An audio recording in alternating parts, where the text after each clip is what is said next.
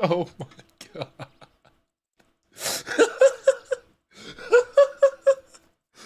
What the fuck? What the fuck?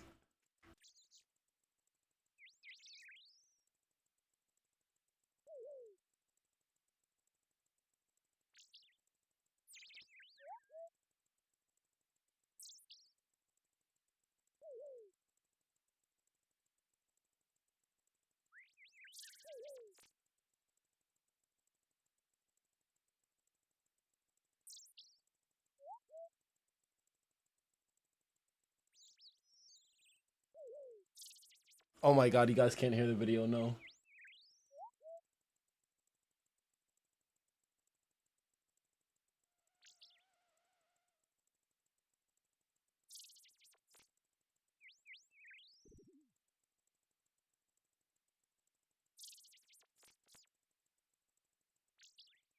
For his appearance, and It was like we have an imposter among us.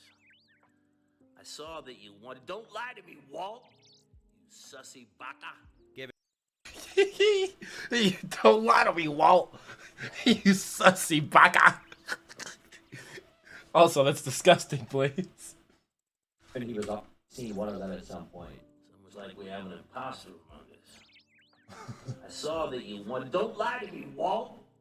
You sussy baka. Given he was. What the fuck? was already offered money.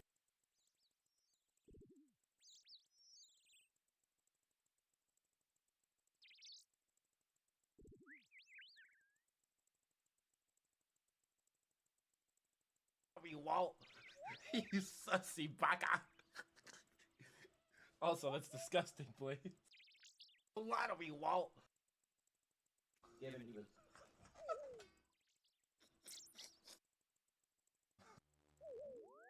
At some point. It was like we have an imposter among us. I saw that you wanted. Don't lie to me, Walt. You sussy baka. Given he was.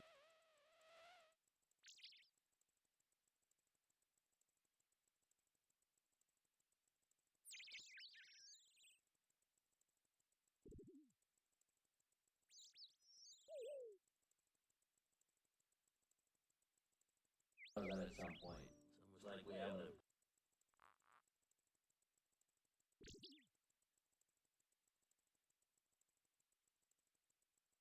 For his appearance in Ohio the Anime, Nova figured why not open up the same opportunity to the general public for a little extra cash. Nova was charging $17 for 30-second clips, so one TikToker purchased his services for the meme of it. But Nova did not follow through with a particularly good cameo. So just for fun, I actually requested a cameo from Nova, and I actually paid about $17, and what I got was quite disappointing. She was understandably dissatisfied with the product, leading her to give him a 1-star review. Nova immediately noticed this, found her Discord account, and messaged her, begging her to delete the negative review because it was ruining his business. He even offered to redo the cameo, which never happened. And ultimately, Nova was given the title of Scammer, something that Sensitive Society took notice of. Now, Sensitive Society by this point was already known as one of Nova's biggest haters on YouTube, so it was kind of a bold move for him to personally request a cameo from Nova. He did pay him $30, but after Nova realized who had purchased the cameo, he messaged Sensitive directly, asking him if he thought he was stupid. But at least this time he gave him a full refund. This was about it for their drama at the time, as Nova didn't seem willing to talk to Sensitive Society publicly. But as one situation fizzled out, another nemesis was waiting in the wings. Tofia Chu. Tofia is a figure that's almost as controversial as Nova himself. She's grown a following due to people hating her guts, getting 300,000 followers on TikTok, with every video she posts getting hundreds of thousands and sometimes millions of views. And there are many reasons why people hate her, mostly boiled down to her unwillingness to do any real work, her overt hatred of certain races, and animal abuse. She also accused a random teacher who had passed away of having intercourse with her student without proof. Not really sure why, but, you know, she did do that. It was a school that had a teacher named Miss 10 who has multiple kids by some of the students from the school. She slept with some of the students apparently Even though their reputations were almost equally as bad, it seems the two of them were destined to be enemies from the start. In October of 2022, Nova released a TikTok accusing her of being a racist, a homophobe, and every other kind of ist that you can list. Guys, Sophia is racist towards Mexicans, and she says horrible stuff about Asians. And Sophia, if you're watching this, I'm calling you out. This is not right. What you are doing is completely wrong, and everybody in this world should be equal. God said that all men are created equal. He wasn't necessarily wrong, of course, but the whole pedo thing really takes the wind from his sails when it comes to moral grandstanding.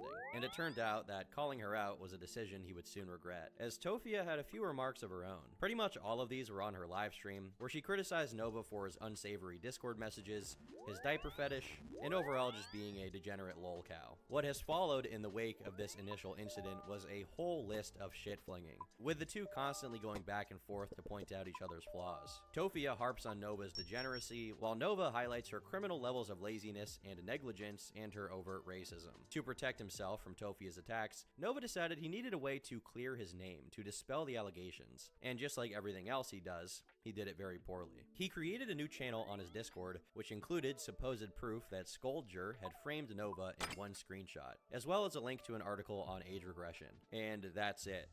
That's literally it. Now, I've already explained age regression, but the reason why Nova is using this is to try and explain away his fetishes. He's trying to say he's not actually into this stuff, it's because of his traumatic childhood. When in reality, the clinch for him is that it's completely sexual. We know this because of his weird DMs with a ton of different people and his post on Reddit about how it turns him on. And as it happens, around the same time as this little defense of his was released, Nova's attacks on Tofia became even more aggressive, perhaps in an attempt to divert attention from himself. This included a so-called mocktail video where he spent time repeating the same criticisms we've already covered. And it's at this point that Tofia decided to change the game by throwing in a bombshell, claiming that Nova's uncle was racist against black people, showing that when it was brought up on Nova's Discord server, he raged and defended his uncle. I honestly don't know why Nova's uncle is in any way relevant to the beef between them, other than potentially being a hot button issue to sway some more emotionally driven viewers to hate him for his family member that he's not responsible for the actions of, but whatever. Even though this was mostly just silly drama, things really started getting out of hand as the fan bases between these two grew more rabid.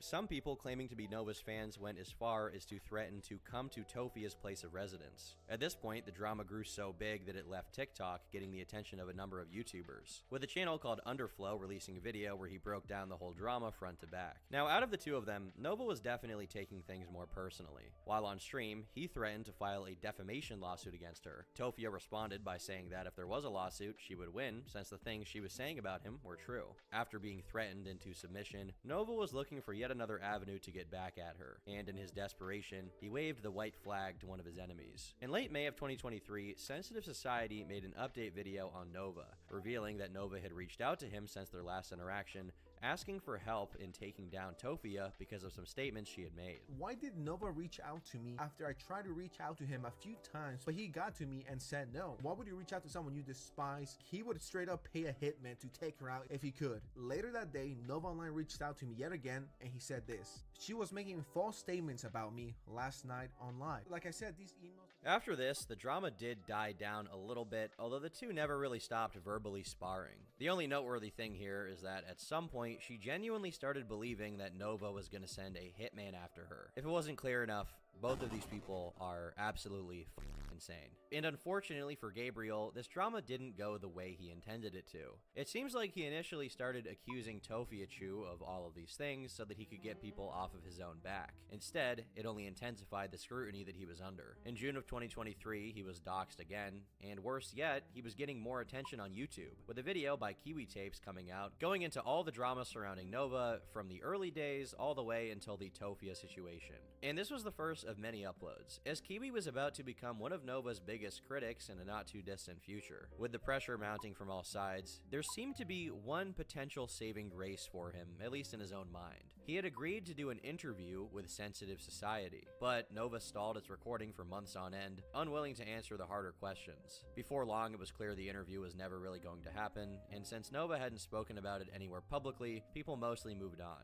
at least until August of that year, when Sensitive Society released a new update. In it, he shared some very interesting DMs from his Discord server, where Nova had essentially accused Sensitive Society of pressuring him into doing an interview. And then he says, I just saw your video about me. I don't really like to do interviews. A month later, I hit him back and I say, hi there, wouldn't be live and I just want to ask you a few questions. Won't take too long. Just to clear a few things up and maybe give people more context, let me know. I think it'll be interesting to interview you and get your POV and maybe you can clear some stuff up. At this point, I was already done. Like, this was like my last time asking him. I know I seem like I'm desperate. No, but please give me an interview. Please give me an interview or else I'm gonna fall off. My mistake here was asking him more than 2 times.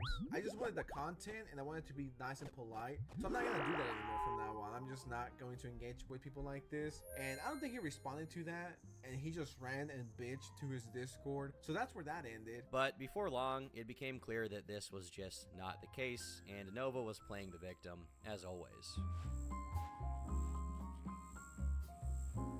With his last possible lifeline to clearing his name thrown away, he still wasn't done digging his own grave. The initial bump in viewership he had gained back in mid-2022 was evaporating, and as the Tofia views were also drying up, it pretty much killed off any chance he had at becoming a successful influencer. Even so, he still kept grinding out the same tired, old content, hoping that his luck would finally turn around. And in a bit of desperation, he made an attempt to diversify his content. That diversification came in the form of live streaming a lot on TikTok and on YouTube. On YouTube, he would usually stream himself gaming while talking about whatever drama was happening, crying about his life circumstances, and sometimes even weighing in on political issues. I knew about the Jim Crow laws being reintroduced. I knew about the whole anti-trans bills and all that. But the fact that you can get arrested, sentenced up to 20 years in prison for using a frickin' VPN? You kidding me? But memes aside, it quickly became clear what the actual point of these videos was: airing out his grievances.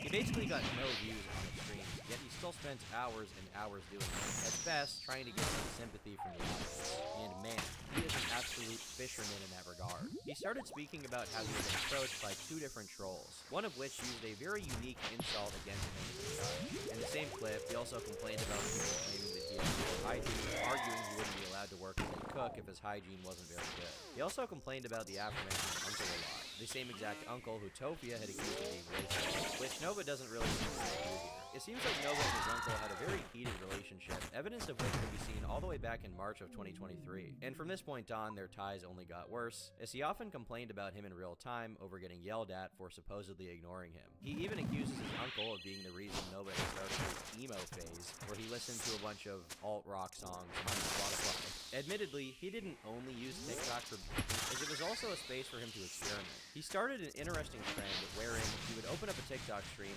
while pretending that he wasn't aware he was doing it. He didn't just sit there quietly, of course, as he tried to do things that one would pretend to do while thinking no one was watching. Alexa, insult generator. I won't say anything because I think you might cry. Honestly, I wish I had that other invisibility thing that I had during chapter 2. I don't know why I'm talking to myself. I hope I don't accidentally start a stream or something. That would suck.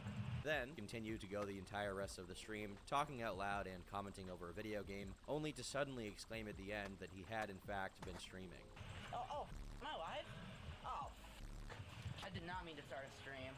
I don't really know why he pretended not to know he was streaming, considering he was commentating out loud about the game the entire time, clearly to the benefit of an audience, unless he wants us to think that he's actually schizophrenic, which, I mean, if that's what you want to do, that's, you know, cool, I guess. Most bafflingly, he didn't just do this once. In another later stream, he replaced his ramblings with singing, which was at least marginally more believable as a thing he would do alone in his own room. Except he couldn't even bother sticking with it this time, as he broke any illusion that it was all an accident by flipping off the viewers randomly one time. This bitch is fake news. Now it's time to pay dues. Damn!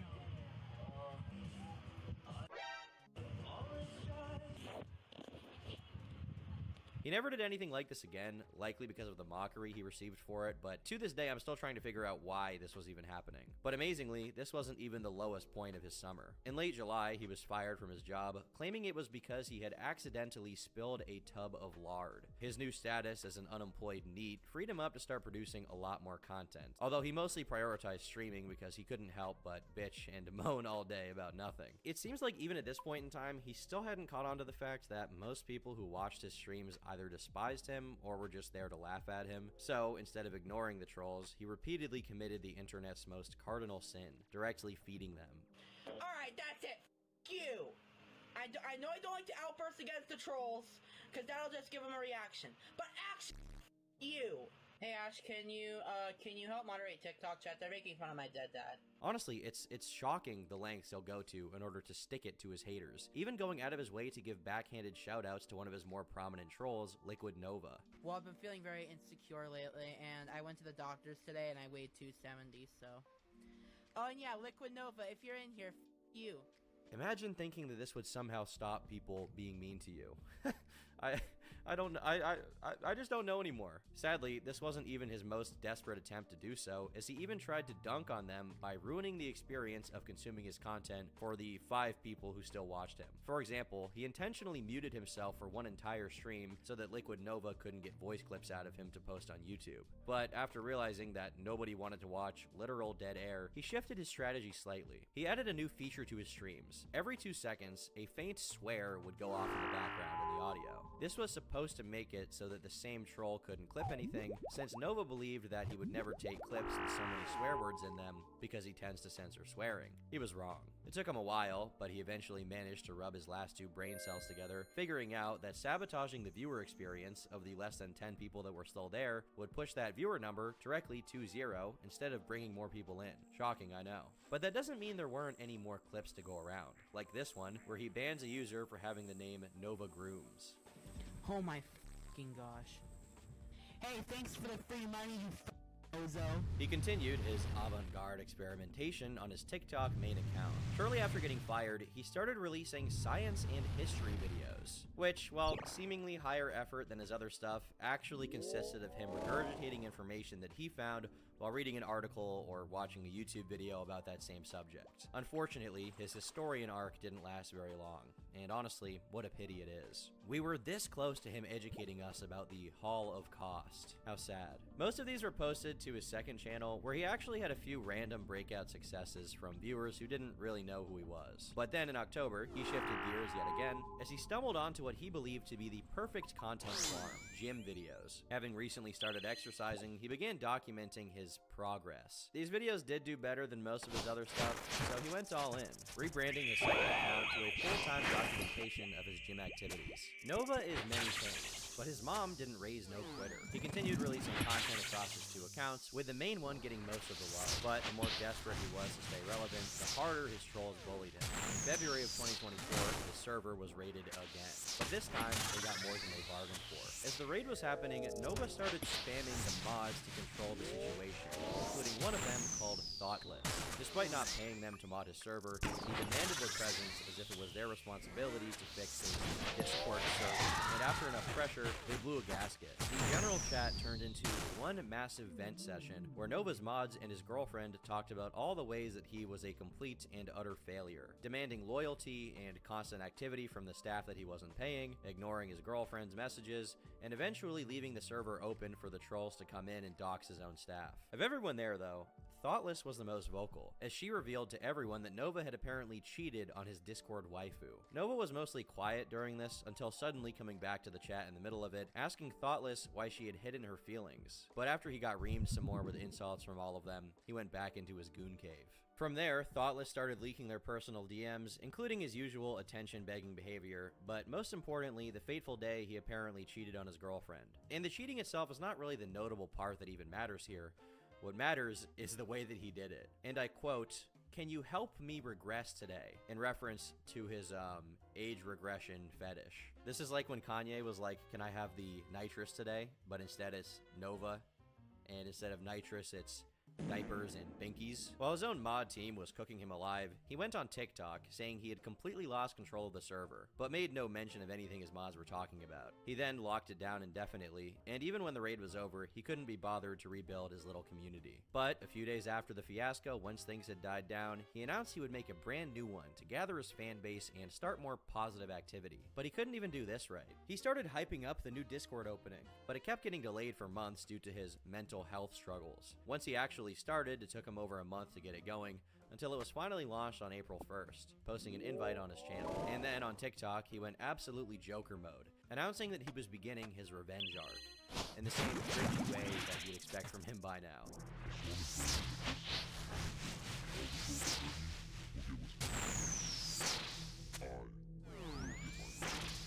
He then followed this up with an even better affirmation on his second channel.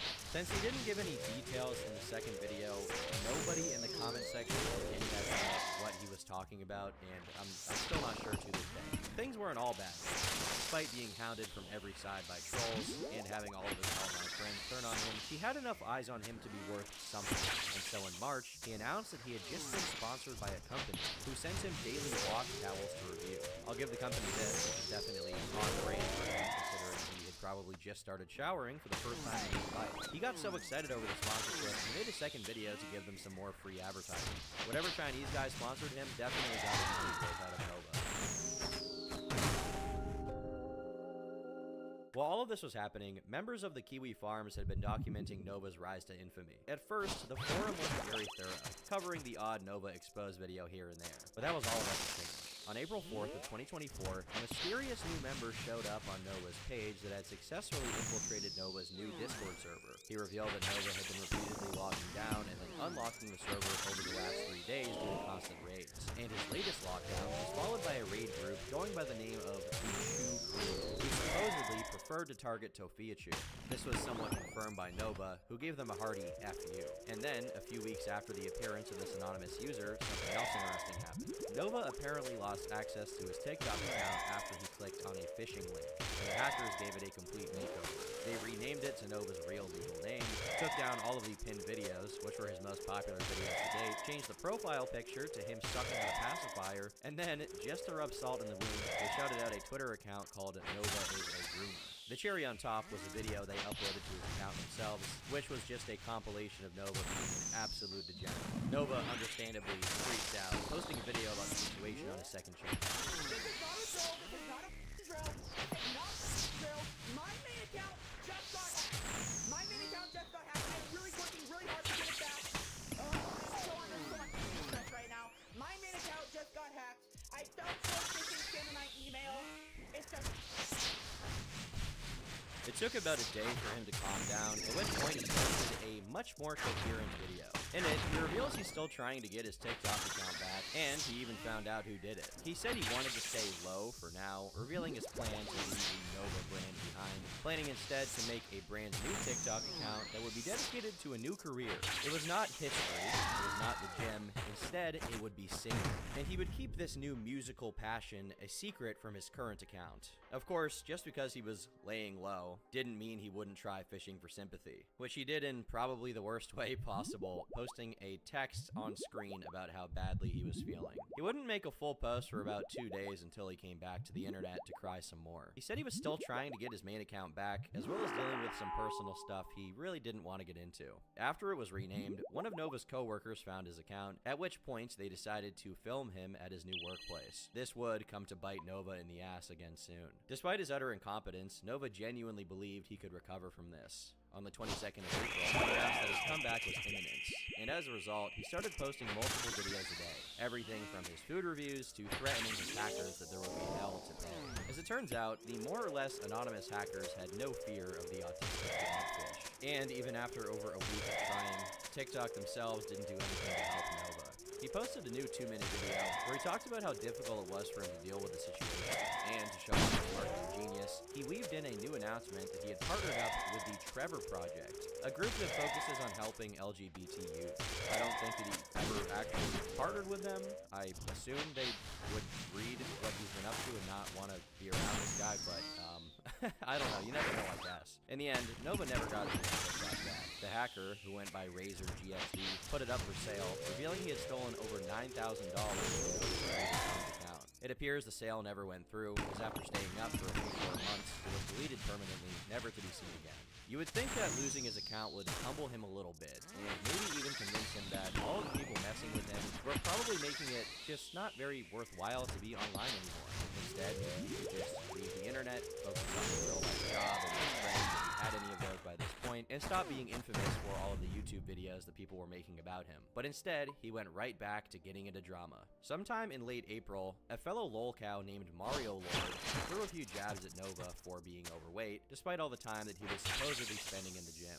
Nova took this very personally, posting on TikTok about how Mario had apparently backstabbed him. And he wasn't down there. He was also escalating to borderline physical threats. A week later, he showed off just how brutal and dangerous he really was, slapping around a punching bag with the force of 1,000 suns. And he then followed it off by showing off his celestial physique. But despite how physically dangerous Nova Online clearly was, Mario Lord could not be threatened into silence. You've seen the bill. The power of the Shinron is way too you are walking. This drama ultimately got pushed to the wayside, though, as Nova finally wisened up to the fact that he had a lot more important things, like reviews. At this point, he was still desperate to become a rip-off. Report of the week being the guy who basically dresses like a vampire and eats food in his car all the time. Good content, by the way. Highly recommend that channel. But Nova clearly wanted to be like him, and so he started expanding his horizons beyond fast food and Monster energy drinks. He ended up filming a food review at a sushi restaurant, but it ended up being a terrible idea, as he claimed he ended up getting severe food poisoning. But he wasn't dissuaded, convinced that he could make it work. It never did, as this sort of content was some of his least used by far. And as much of a failure as it was, he wasn't quite done with the niche reviews, as instead, he came up with a truly revolutionary idea, a gas station shower review. So Pilot does give you soap and fresh towels as well. But however, I had brought my own just in case. And it looks like they also have a fan in here as well, so it does not get too hot. At this point, he was trying his very best to stay out of drama. Unfortunately for him, the hacking fiasco led to a surge in activity, as his trolls began hammering him harder than before. On May 6th, just 3 days after his account was put up for sale, he was doxxed again, which also included where he went to the gym. This leak of personal information also included a lengthy expose, including supposed evidence of him blatantly admitting that he was attracted to kids, admitting to being inappropriate with a 14-year-old girl, and even documentation of his friend reporting on him for being a degenerate. Of course, what the hackers didn't figure out is that Discord links don't work outside of Discord, and they usually don't even work on Discord, so literally none of the proof they provided is accessible to this day. Frankly, even if the proof was real, their poor handling of this really makes the whole thing look like a somewhat malicious hit piece. And at this point, Nova was finally getting fed up. And how could he not be?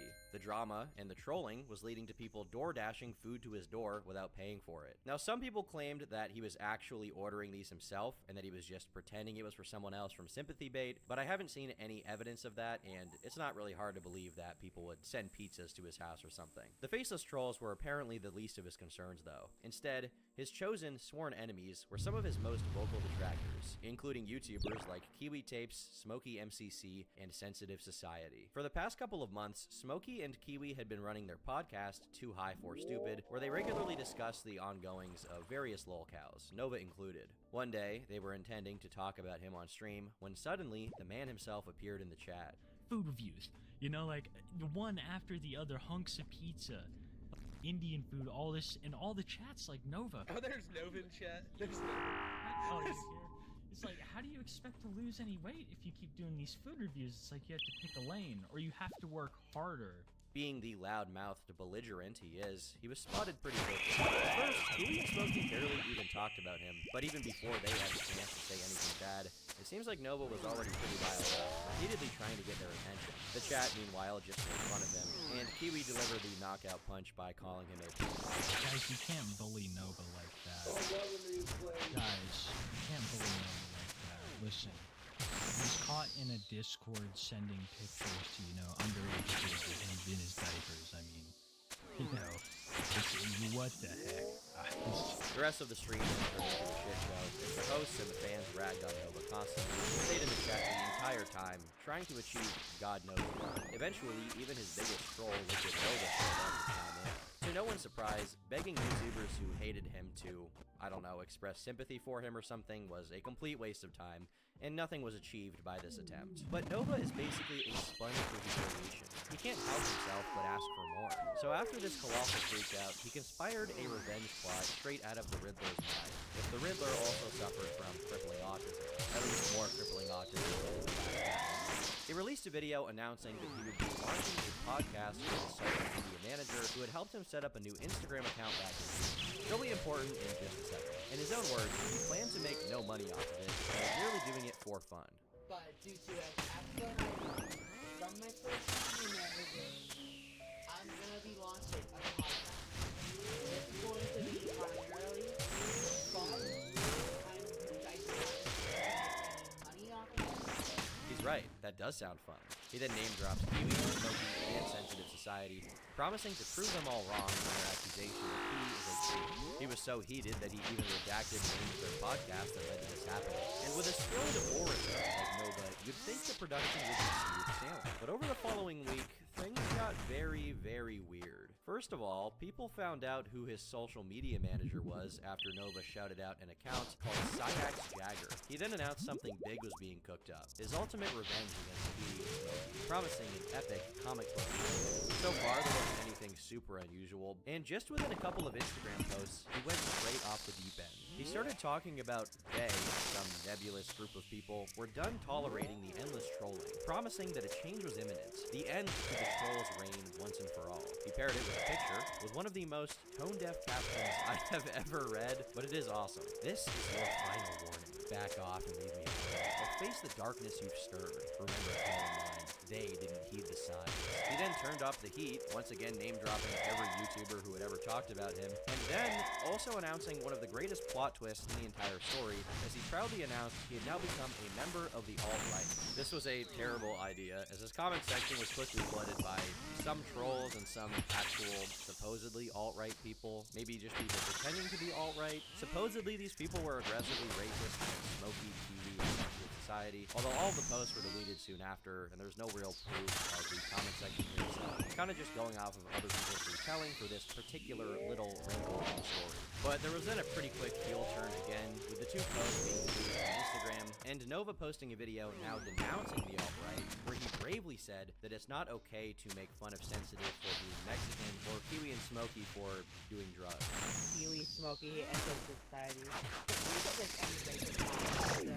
Just because Sensitive is Mexican, and Kiwi and Smokey do drugs, that's no excuse to say racist shit on them, because one, that's not cool, that doesn't make you any better than they are, and two, maybe that's not them go as low as they do, because they have made up fun for a lot of it.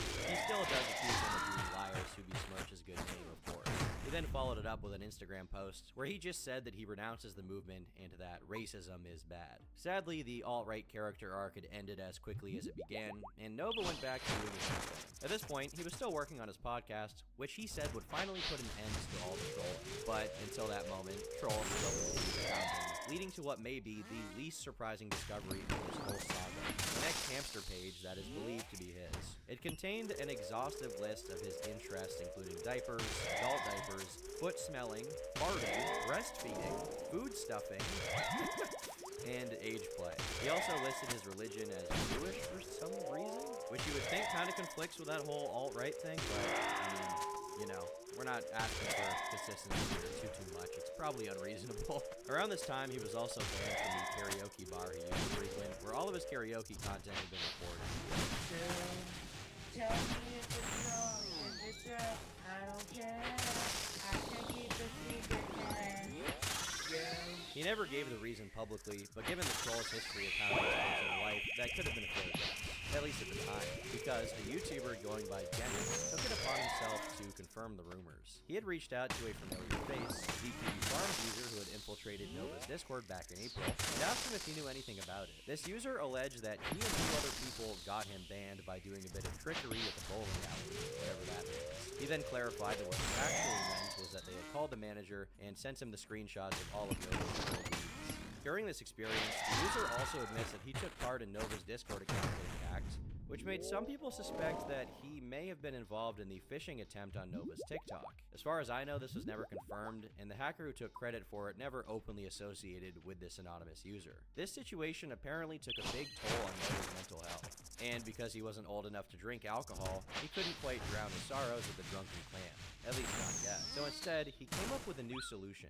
Opiates. Well, not really, but kind of, but also not at all. He started hanging out at kava bars, where he was posting videos from. In this one, he's drinking kratom, an herbal supplement which some say has similar effects to opiates, just milder and legal. This content ended up taking off, as the very next video, where he drank a shot of kava, got 800,000 views, which is 20 to 40 times more than most of the other content from around this time. He uploaded a few of them throughout July, and they all got way more views than his usual stuff. However, this trend did die pretty quickly. But that was okay, because he would soon have something even better. A tool that would break the trolling campaign against him once and for all. It was under these auspices that he released the first ever episode of Hour of Joy, and he definitely delivered. Joined by Saya, Nova covered everything from Tofia and her dad's recent drama, to also doing his own attempted and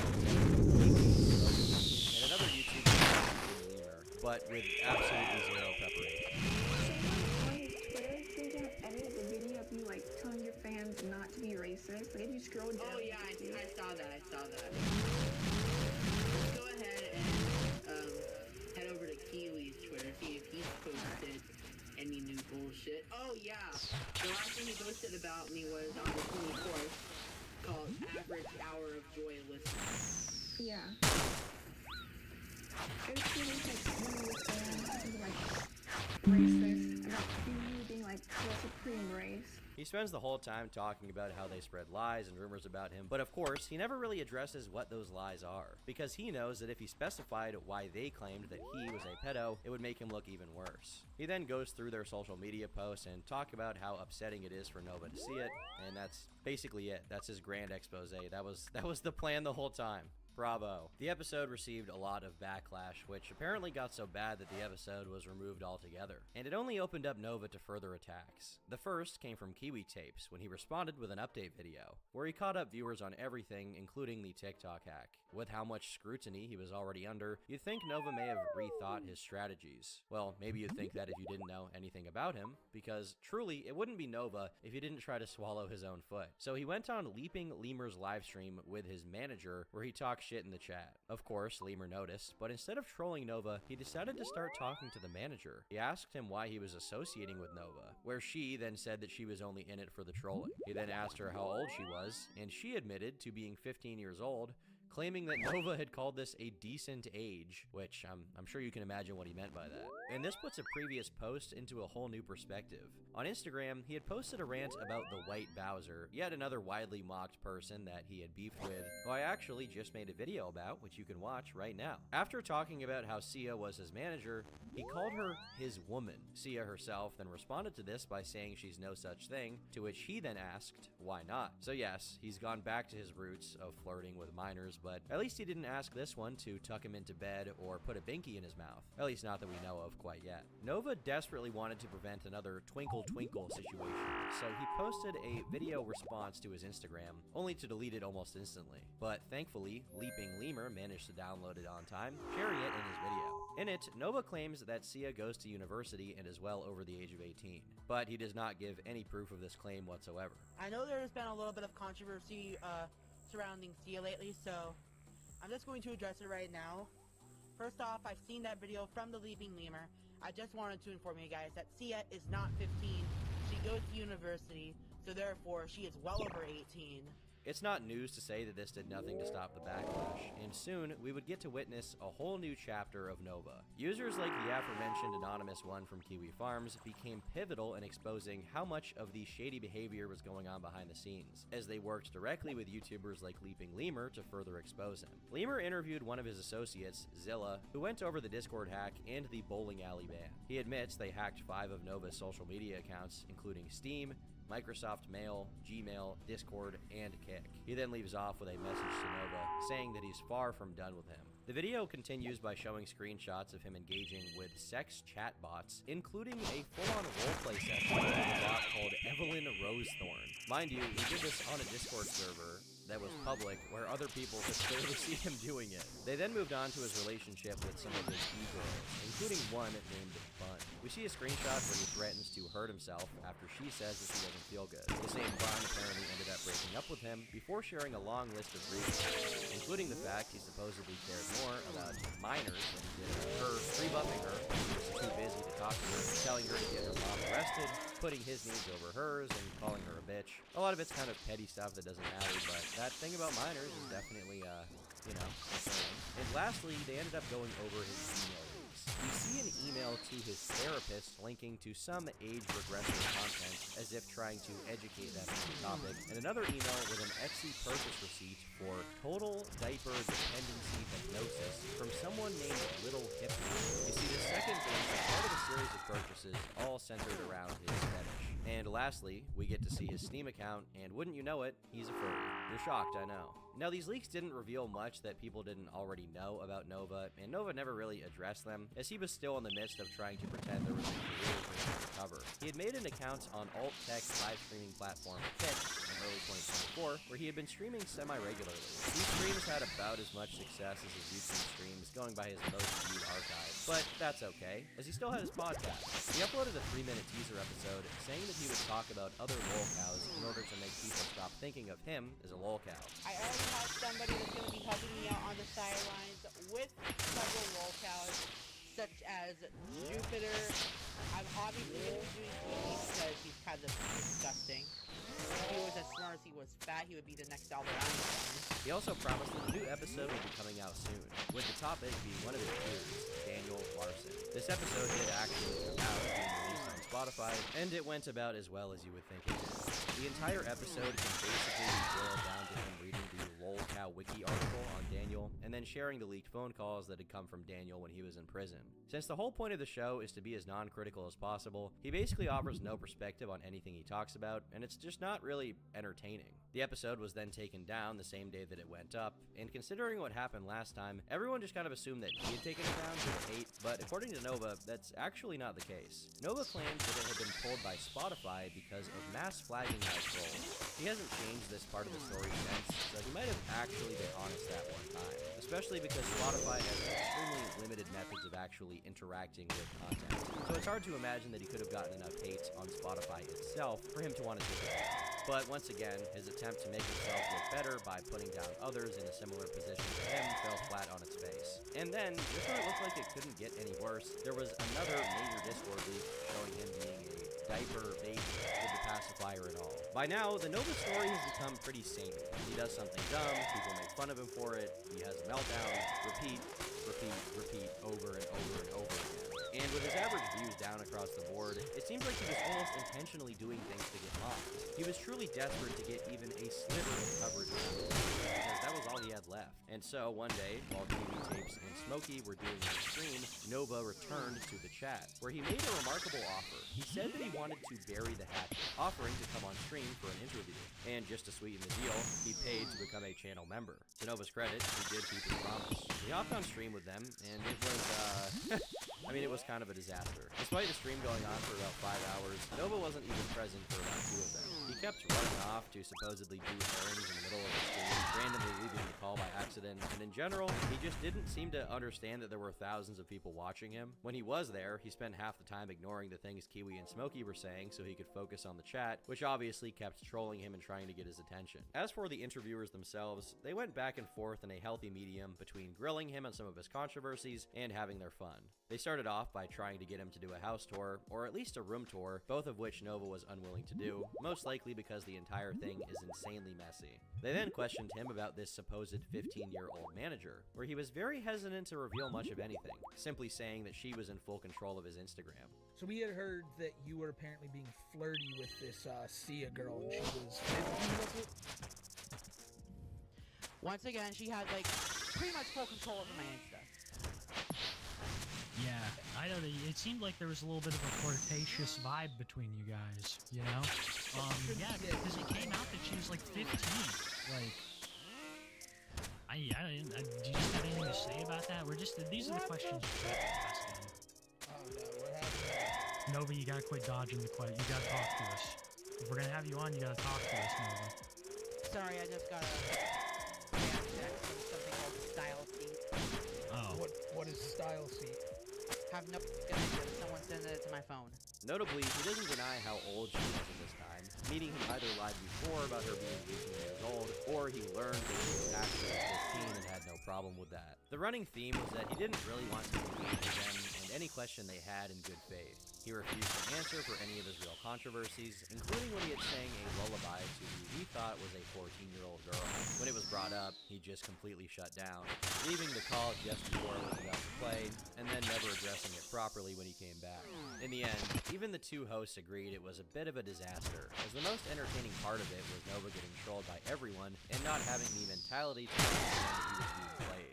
Amazingly, he actually stayed friendly with Kiwi and Smokey for a few weeks after this, though. Later on, he spoke to Kiwi about wanting to change the name of his podcast, and he came up with the name Too Low for Genius, imitating the name of Kiwi and Smokey's show, Too High for Stupid. He later announced he would be renaming the podcast to Kiwi Core, referring to Kiwi Farms or Kiwi Tapes. Basically, he himself was planning to start a channel where he covered lolcows, despite him being one himself.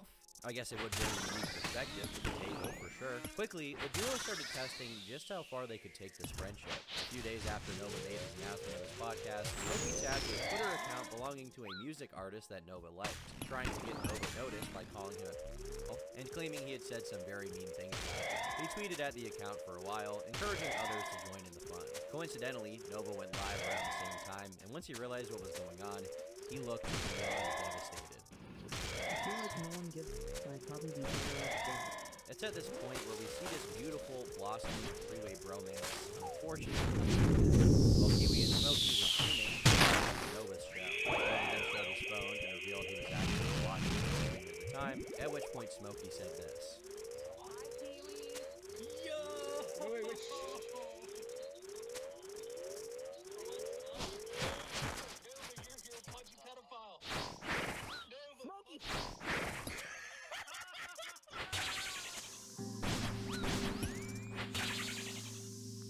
Although he was heartbroken, he didn't have time to dwell on this for too long, because for the last few months, Nova had been neglecting his greatest passion, being a Discord moderator.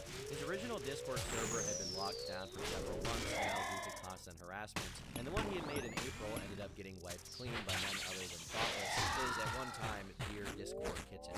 But in late September, he finally made another attempt, fulfilling the prophecy. And just like the prophecy foretold, he screwed it all up again. At the beginning of September, Nova lost his job, but immediately got accepted into a different position elsewhere. To his credit, he did manage to keep this workplace under wraps for the most part. That was until he made a new Discord, where he was once again all too comfortable sharing some very private information. He proudly shared a picture from his place of work. Within a few days, people found out the exact location he worked at, and a few days later, he was fired. To show the trolls who was boss, he then released another video of him boxing. But this was just the beginning of his Discord troubles. As more people found out about his server, trolls began to flood in, and about 2 days after he was fired from his job, the server was raided with animal gore videos. Right around the same time, he was busy playing a Harry Potter video game. His mods began slow to act, and even after his fans sneaked in to pay attention, he still seemed unaware of what was going on. The mods did eventually fix the issue, barely stopping the server from being banned by Discord themselves altogether. Going back to his Twitch streaming, he also used this platform to overshare. He confirmed that he had been fired from his job because his boss was afraid of his online reputation. His mom was supposedly trying to get the job back while he was looking elsewhere. He applied to Walmart, but was promptly denied, and then stated he was expecting an interview with Taco Bell. It was right around this time that being a likable influencer would have probably come in handy, and gosh darn if he wouldn't give it another try. He released the much-anticipated second episode of his podcast, where he talks more about Daniel Larson. He did everything the exact same way he had done last time, going over more of it wasn't much better than the last one, the commentary wasn't very good, but this one is still up if anyone wants to see it. This is just how riveting his content truly is. While he tried his darndest to make this content creator thing work, his Discord was becoming a disgusting cesspool. As you'd expect, no one was comfortable having minors around, seeing no reason to age-gate the server in any way. Despite Despite that, some people in the server were all too comfortable saying some very weird things, which Nova was entirely unwilling to do anything about. This laissez-faire attitude resulted in what may be the strangest moment of this entire saga. A supposed OnlyFans girl joined Damn it, there's a boss! absolutely everyone by showing off her toy collection and even saying that she liked kids. This went on for a solid 3 hours with none of the mods doing anything about it. She was eventually timed out and the voice chat was deleted, as if that would do anything about it. Nova apparently wasn't present, having suddenly disappeared just before this happened, only to reappear saying that he had fallen asleep. This OnlyFans girl was eventually dealt with, and Nova made a brief announcement where he gave a hearty FU to Kiwi Farms before saying that the behavior in the voice chat was unacceptable. He also claimed he had been unavailable because he was taking a nap. The server was briefly locked down, and he promised to further ban anyone who engaged in not safe for work behavior. By this point, there had already been a lot of pressure on him to make it an 18+ server, and this only sent these demands into a fever pitch. After endless attempts to convince him, he finally conceded, saying he would start working on a new server that was actually 18+. Keep in mind, he wasn't going to delete the current server or anything, meaning the issue wouldn't be solved. He was just now going to have another stupid Discord server. I mean, you can't expect Nova to not want to spend time with minors. It's his greatest passion, aside from weightlifting, of course. Much of the discussion from the server was screenshotted and then reviewed on Kiwi Tapes' podcast. Nova obviously became aware of this, and in true Nova online fashion, threatened to destroy their careers. To everyone coming from Kiwi's stream, just know that I'm about to ruin their whole careers. Watch out. Their time is numbered. Some people must have taken this threat somewhat personally because this was followed by a sudden reappearance of the anonymous Kiwi Farms user and his hacker buddies, who then forcibly took ownership of the server and exposed more of the degeneracy going on. As you'd expect, Nova wasn't taking this too well. In messages, he was once again threatening self-harm and ignoring his fans' pleas to leave the server. He also joined a voice call happening, which was hosted by the hacker crew, where they basically spent the entire time going over all of Nova's misdeeds. At this point, more messages were also released of Nova talking about how dire the situation had gotten. In response to someone saying, "Well, of course healing takes time, but I'm sure you'll recover," he says, "I doubt it. If I don't recover, my next home will be the graveyard. I don't have a job, I only have a few friends who care, and I have severe trauma. My career is over at this point." Eventually, most people from the server were kicked, with the majority of them assuming that it had been fully deleted. Nova released an update the same day, saying he wouldn't open another server for He also promised to once again prove the trolls wrong about something. And the reason I say it that way is because he never said what it would be. Dylan monologued about how he would own them. Their time is numbered. At the time, there were a lot of unanswered questions about who was responsible for what. One person, Discord Bunnies, was accused of being the OnlyFans girl responsible for the whole fiasco, with some users on KF thinking that she was Nova's girlfriend. This was then countered by a friend of Bunnies who revealed the true identity of the girl, which we've already seen. The next few days were not easy. More and more messages got leaked, showing him talk about how his career was basically toast. It also brought more attention of his habit of talking to people, with one YouTuber, Bizarre, reaching out to one of the minors from the server to discuss their relationship with Nova. This anonymous person shared screenshots of their messages, where he threatened his own life, and generally was way too comfortable seeking emotional support from a child, even if his feelings could have been seen as valid. In one of the screenshots, after DMs started being leaked to other places, Nova curiously asked if their conversation had been leaked, meaning it was likely he was having the exact same kinds of talks with a lot of others on Discord. The most remarkable part of the video is when he says he got a new job, and instead of immediately doxing himself again, he says he can't talk about it. Finally, he learned. But sadly for him, the info got leaked anyway. I'll let you guess what happened anyway. Did he keep the job or did he get fired? You'd be right, you are a freaking genius, he got fired. He had apparently applied to work at McDonald's again, to outright rejected. With him back to total NEET status, he started streaming the Harry Potter game regularly, with every single stream being the exact same. Him playing the game in almost dead silence, and occasionally addressing the trolls in his chat or on forums. He was still active on Discord, of course, so he hadn't released lessons without publicly talking about his diaper interest. Throughout 2024, the activity of the trolls was heating up to the point that it was honestly going way too far. There were numerous instances of these trolls finding Nova out in the wild in his hometown. One of them in particular came to Kiwi Farms promising some juicy info about seeing him at a bus stop, restaurant, etc.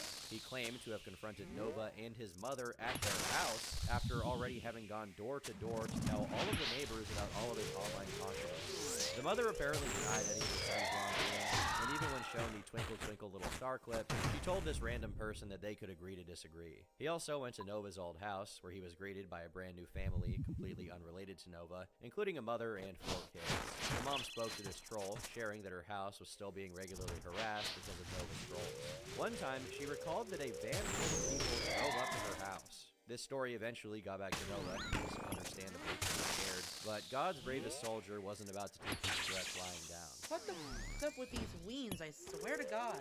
They're actually getting out of hand at this point if they're literally going into a van armed at my old house. As for the troll that went to Nova's house, he basically turned out to be a bit of a stalker. He had thoroughly documented Nova's daily schedule and even took photos of him on public transit. Although clearly passionate, he was rightfully criticized for taking things way too far. Then again, Nova couldn't learn his lesson. In December, it was discovered he had created yet another Discord server, and within days of it being up, it was already flooded with minors. To address the issue, Nova curiously asked them to leave instead of just banning them all outright. Obviously, this didn't work, and the server is still full of kids. But Christmas time was fast approaching, and Nova was feeling the holiday cheer. He slowed down his video production to a crawl, leaving his diehard fans very worried. But to ease their fears, he uploaded a TikTok explaining why he wasn't uploading so much, which boiled down to him having some mental health issues. That being said, he did start uploading on YouTube a lot more, including this video when he announced his second channel. No, there's nothing wrong with the volume on your computer. He just uploaded the video without any sound and didn't bother to re-upload it because he's lazy. I mean, just look at his room. You don't need me to tell you this. Of course, none of this was helping his financial situation too much, and since he was still unemployed, he started begging for money during live streams. He did it 2 weeks after unboxing his brand new PlayStation 5 Slim, which was $500, so it's hard to see how he's so strapped for cash when he's able to afford an expensive gaming console, but it is what it is. And by that, I mean that just a few days after e-begging, he went on a shopping spree at Barnes & Noble. People in the comment section joked that he must have been approved for a Barnes & Noble credit card and that's how he was paying for this. But he responded by saying he had actually applied but been rejected, probably because he has no income. But it was all okay, because he was soon greeted by great news. Some of his fans had actually set him up with a new job. At least that's what he believed until he found out that he was just being trolled the entire time. Since then, Nova has been dancing on his YouTube channel, planning to play Just Dance every single day of January until the beginning of February 2025. Unfortunately, his moves are failing to dazzle the audience, at least right now. He still does upload to TikTok to this day to an ever-diminishing pool of viewers. And on one slightly positive note, he did actually manage to clean up his house, which I gotta give him credit for. When I think of Nova, I think of a snake eating.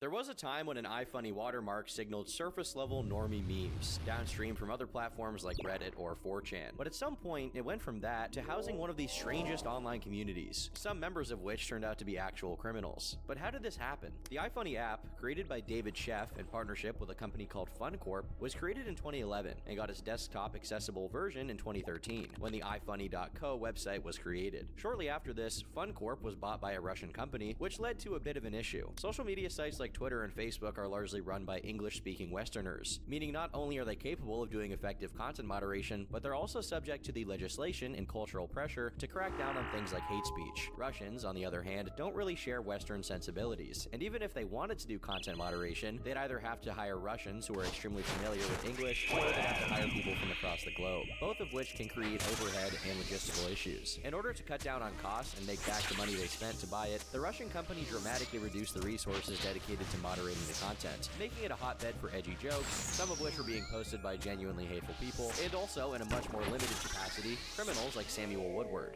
Sam had a conservative religious upbringing, which on its own made him a pretty unusual person given he was raised in California. Adding to his peculiarity, he was eventually diagnosed with autism and obsessive-compulsive disorder, which, along with his lower financial status, is speculated to be why Woodward struggled to make friends. His parents noticed that he was being socially ostracized very early on when he was just 10 years old. His differences from the other students was made even more apparent as he began taking part in theater, eventually getting the lead role in a Willy Wonka play. Because of his interest in this, they sent him to the Orange County School of the Arts, which concerned his dad, who was afraid he'd be influenced by the school's culture and end up becoming gay. As we'll come to see, this is a bit of a recurring theme. Even a family friend who used to babysit Sam claimed that this was brought up on multiple occasions in the house, adding that Sam was verbally abused and called homophobic slurs. Regardless of whether this claim is true or not, as he grew up, he began exhibiting these behaviors. As per his high school classmates, he was closed off, awkward, and disagreeable, occasionally expressing his right-wing views, something that certainly didn't make him any more popular in California. His worldview became increasingly extreme as he got older, as he developed a fascination for nationalism and fascism. His father recalled expressing that his devotion to these ideals could potentially put him in prison, something that Sam didn't have any real reaction to. These ideological axioms took a minor step back after high school when Sam enrolled in the Cal State Channels Islands College. Living in a college dorm and being away from home gave him the opportunity for a fresh start, and his roommate claimed that Sam made an effort to fit in and be sociable, however difficult this was for him to do. His hygiene, now that he was no longer under the scrutiny of his parents, began to decline, which concerned those around him, as other people who simply lived on the same floor as he did claimed they could smell him from their dorms. Whatever successes Sam's attempts at socializing yielded, if any, were clearly not enough to keep him away from his antisocial habits, as he was described as often turning down invitations, voluntarily choosing to stay in his room and play video games instead of socializing. But playing games wasn't all that he did. He also had an active presence and following on the iFunny platform under the name Saboteur. Very little of his original activity has been archived, but it's clear he became somewhat of a minor celebrity, known in the niche far-right community of iFunny. In one picture, Sam is seen miming the curb stomp from American History X on a friend of his. In another post, which is less reported on, for comprehensible reasons, Sam attaches a picture he took with a Middle Eastern woman, captioning it, "I would vigorously bone the living hell out of my English teacher. Like, holy hoop. I don't care if it's miscegenation. That babe would be pregnant as year after year around the clock, acting as a hub of genetic imperialism and giving life to half-Arab saboteur offspring to further my conquests and aims." On the surface, Sam appeared no different than hundreds of other 4chan-derived posters. Well, hello, ladies. Eventually, this began to change. His attempts to fit in socially were phased out as he nurtured his extreme views, and he started looking for groups of people who shared them so he could finally have a true community. His first interest was in Vanguard America, a far-right group founded in 2015 that expressed support for a myriad of different, equally controversial causes, mostly revolving around white nationalism. But he expressed that they weren't hardcore enough for him, as he wanted action and not just talk. So instead, he joined the Atomwaffen Division, an organization described by federal authorities as a racially motivated, violent extremist group. It certainly makes justice to that description, since not only is it much larger than Vanguard in the sheer number of members and countries it's active in, but it's also been directly involved in up to 14 murder cases around the world. His infatuation with them was so great that in 2017, he went as far as to drop out of college to go train with them in Texas, though it's unspecified what this training was for and what it consisted of. During his time there, he apparently struggled to make a living, even sleeping in another member's pickup truck in a homeless shelter at times. But after a while, he began to feel like he'd been duped, that this training camp wasn't all it was cracked up to be. The camaraderie and self-improvement he was hoping would materialize by itself once he got there simply didn't, and he eventually came to the realization that ultimately he was still the same troubled guy, just surrounded by people with extreme right-wing views. Feeling nothing had changed for the better, he decided to head back to California to live with his parents, who eventually got him a job for a mobile Nerf party business, and were trying to set him on the path to moving past his radical views. Unfortunately, Sam wasn't as enthused as they were about returning to normalcy. You see, for an uncertain amount of time, Sam engaged in another unsavory online activity besides his iFunny stuff, which he'd largely moved away from at this point. Sam would frequently get on dating apps, lure in gay men, entice them, even sending them pictures, and then ghost them, supposedly because of how much he hated them. Something tells me that this is just a cover story for his attraction to getting gay guys to edge, but whatever. He did this multiple times over the course of 2017 until he happened upon one Blaze Bernstein, someone he'd gone to school with who happened to not only be gay, but also Jewish. Blaze, instantly recognizing who he matched with, was shocked to see someone who was known for being a conservative on a dating app looking for men. He told Sam he was the last person he expected to see on Tinder, prompting him to initially deny that he was looking for men in the sexual sense, claiming he was searching for a hunting partner instead. But this excuse disintegrated immediately when Blaze complimented him on his looks, which Sam responded to by complimenting him back. Sam tried to set it up so that they'd see each other that very night, but once Blaze said he couldn't make it, he backed off, saying he'd been lying and was just curious since he'd never been hit on by a gay guy before. Despite promising to keep their conversation a secret, Blaze was telling a couple of his friends about it, who were equally as shocked that Sam matched with him. In one message, he said, "I need to get fooled by Sam Woodward. It would be legendary." However, nothing came of this set of interactions, as after they failed to set something up for that night, their communications went cold, and they lost contact. 6 months passed, and nothing unusual happened until January 2018, when Sam once again reached out to Blaze over Tinder. Their second bout of conversation was initiated by Sam wanting to explain himself, saying he unmasked himself and claiming he figured himself out, obviously suggesting he'd come out of the closet in one way or another. Initially, Blaze didn't respond well to this, but continued to exchange messages with him.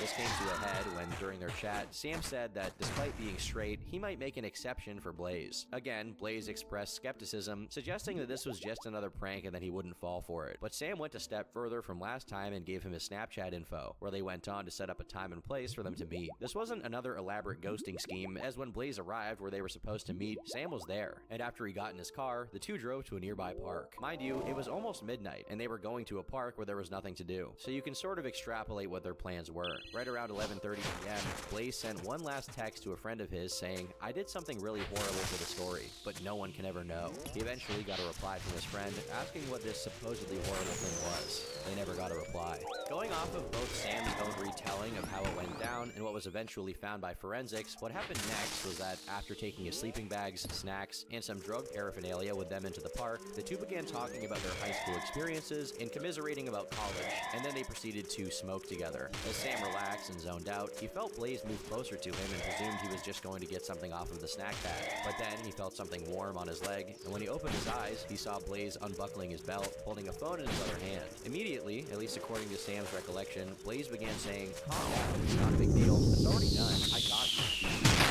And saying something along the lines of, "You're outed." Sam began babbling incoherently, claiming he felt nothing but terror, in fear that Blaze was recording or taking pictures of him in his vulnerable state to expose him. What wasn't immediately retold by Sam, but what was eventually revealed in an affidavit, was that Blaze had kissed him, allegedly causing him to clench his jaw and fists as he wanted to push him off. Eventually, Sam erupted in a violent attack against Blaze, stabbing him upward of 24 times with a knife his father had gifted him, and proceeding to bury his body in a shallow grave near the park. By January 3rd, Blaze was reported missing by his parents, and a massive search for him started. Sam was quickly ascertained as the last person who saw him prior to him going missing, and Blaze's parents called him up and recorded it. During the call, he said he thought that Blaze was pulling a prank on him, as he lied and said Blaze left his car at some point to meet another person at the park and never returned. Sam was already being surveilled and tracked by the police since he was the primary suspect. The police weren't the only people suspicious of him either, as a few Reddit posts were made by people who claimed to know him in real life, one of which read, "I've interacted with Sam Woodward a lot in middle school and rarely in 9th to 10th grade. He stopped attending OCSA after sophomore year. After leaving OCSA, he contacted a well-known homosexual classmate in the hope of finding answers on how to deal with his own homosexuality. What started as a crutch for support grew into a passionate fling, going so far as to send his own pictures. I can't recall the outcome of it to a T, but I do know it ended without backlash. Obviously, Sam didn't know this person had shown fellow classmates the DMs, or I'm sure there would have been. Sam could easily have transferred his self-prejudice to Blaze and killed the part of himself he was ashamed of." In the comments, other people echoed this same sentiment, and unsurprisingly, within a day of Blaze's body being found and identified, Sam was arrested and charged with homicide. As they searched his house and car, they found the murder weapon with Blaze's DNA on it and bloodstains on both the sleeping bag and Sam's car. He faced 26 years to life and had his bail set to $5 million. As he pled not guilty, many publications began investigating his past, considering the possibility that this was a hate crime due to Sam's extremist views. It was during this investigation that they found out about his connection to the Atomwaffen division, as well as Sam's history of online activity pertaining to his radical right-wing beliefs. His Snapchat and other private social media accounts were uncovered, along with pictures of him he'd never posted anywhere else. Most importantly, it was claimed that after leaving, or possibly having been kicked out of Atomwaffen for saying they were posers, Sam joined up with another group called Iron March, which has since become defunct. Despite his decommissioning from Atomwaffen, after news of the murder came out, many members of the group came out in support of him, referring to him as Arn, the same handle he used in the division's chat, which he apparently was still active in. They weighed in on the situation in support of Sam's actions, which certainly didn't bode well for him as far as avoiding being branded as a hate figure. As of August 2018, he was charged with a hate crime, and the defense's attempts to paint him as someone who struggled with his own sexuality, as well as being on the autism spectrum disorder, weren't taking. He was found competent to stand trial, and was ultimately sentenced to life without parole in July 2024. Despite the seriousness of the situation and the gravity of his crime, his activity on iFunny was never forgotten, and he's since become a running joke for posters, who either joke about the incident himself and claim Sam was innocent and that the stabbing was an accident, or suggest that Sam will be miraculously released so that he can finish his rates. Rates on iFunny meaning when someone popular reviews your account and gives it a rating. While the memes are definitely funny, given that he got life in prison, I highly doubt that will be happening anytime soon. Though he was a much lighter offender than Samuel Woodward, an 18-year-old Ohio native, because he just had to be from Ohio, named Justin Olson joined the ranks of people whose online activity ultimately got them in more legal trouble than they expected.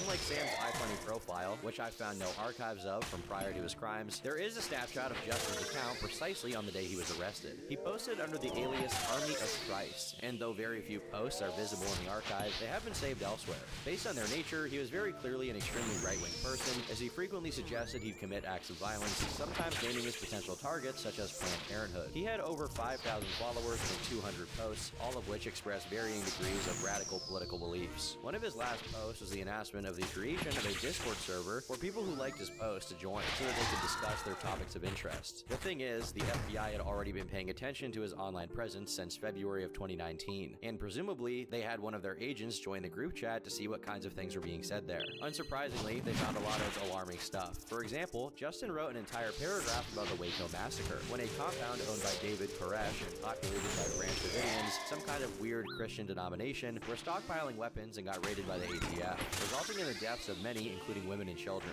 He saw this as justification for what could be considered acts of domestic terrorism, saying, hell, even the Oklahoma City bombing shows that armed resistance is a viable method of political change. There is no legal solution. Don't comply with gun laws. Stock up on stuff they could ban. In fact, go out of your way to break these laws. They're f***ing stupid. I just turned 18. I'm in the process of building an AR-15 right now. I'm moving to Austin for college, but I'm building a gun to keep in a lockbox down there in case it hits the fan while I'm away at college. I can't keep guns on campus, unfortunately. He finishes by saying, in conclusion, shoot every federal agent on site. Not the smartest thing to say when your Discord server is public for anyone to join, to say the least. These posts were particularly alarming to the agents seeing them, since this was just a few days after mass shootings took place in El Paso and Dayton. So everyone was on high alert about that sort of thing. With the significant increase in pressure for intelligence agencies to catch potential domestic terrorists before they carry out their crimes, the FBI office in Anchorage that was monitoring his online activity flagged it and then notified local law enforcement. Justin didn't exactly make it hard for them to do so, since the very messages he sent on the Discord server revealed where he was from, among other things that made it very easy to locate him. They'd already linked the account to him in July, and within one day of these messages being sent in early August, the FBI raided his father's home where he was living and seized 15 rifles, 10 semi-automatic pistols, and around 10,000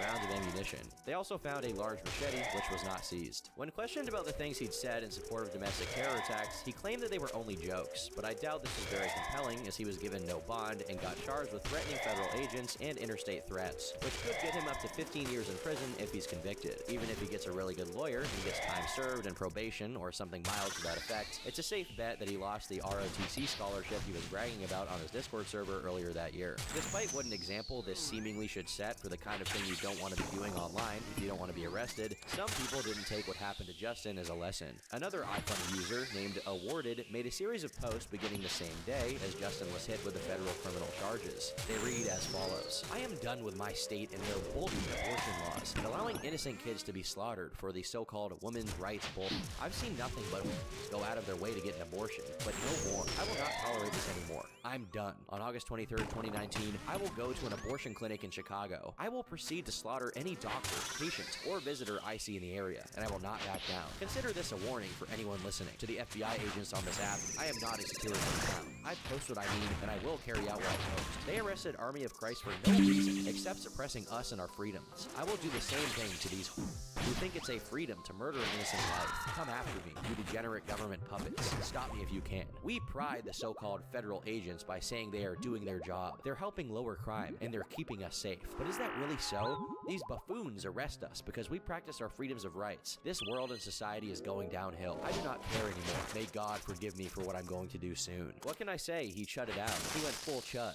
You never go full chud. Also, if you target the patients, aren't you taking out the babies along with them? Kind of defeats the purpose here, but I doubt that he was really able to reason this out with his serious chud-maxing haze. Much like what happened to Justin, the FBI got to work on figuring out who Awarded was. First, they went to the Twitter accounts he'd announced the existence of on his iFunny page, where one of them was called I Just Want a Hoe, which is very relatable to be honest. They also figured out his birthday and correlated his Instagram and Facebook accounts, which they knew were from the same guy because they all had soccer stuff, which was pretty much all he talked about besides committing acts of terrorism. While most of the accounts are now gone, his Instagram still stands, though it's privated, and we can find a number of Twitter interactions with one of his accounts, though the account itself has been suspended. The thing about these other sites, though, as I said in the beginning, is that they're Western sites, meaning they will trip over themselves to cooperate with the police when it comes to hate speech-related things. They immediately obtained his entire docs from Twitter, including his IP, his house address, and his full name. 3 days after the iFunny posts were made, FBI agents showed up at his house, and when they questioned him about his posts, he said they were simply a joke.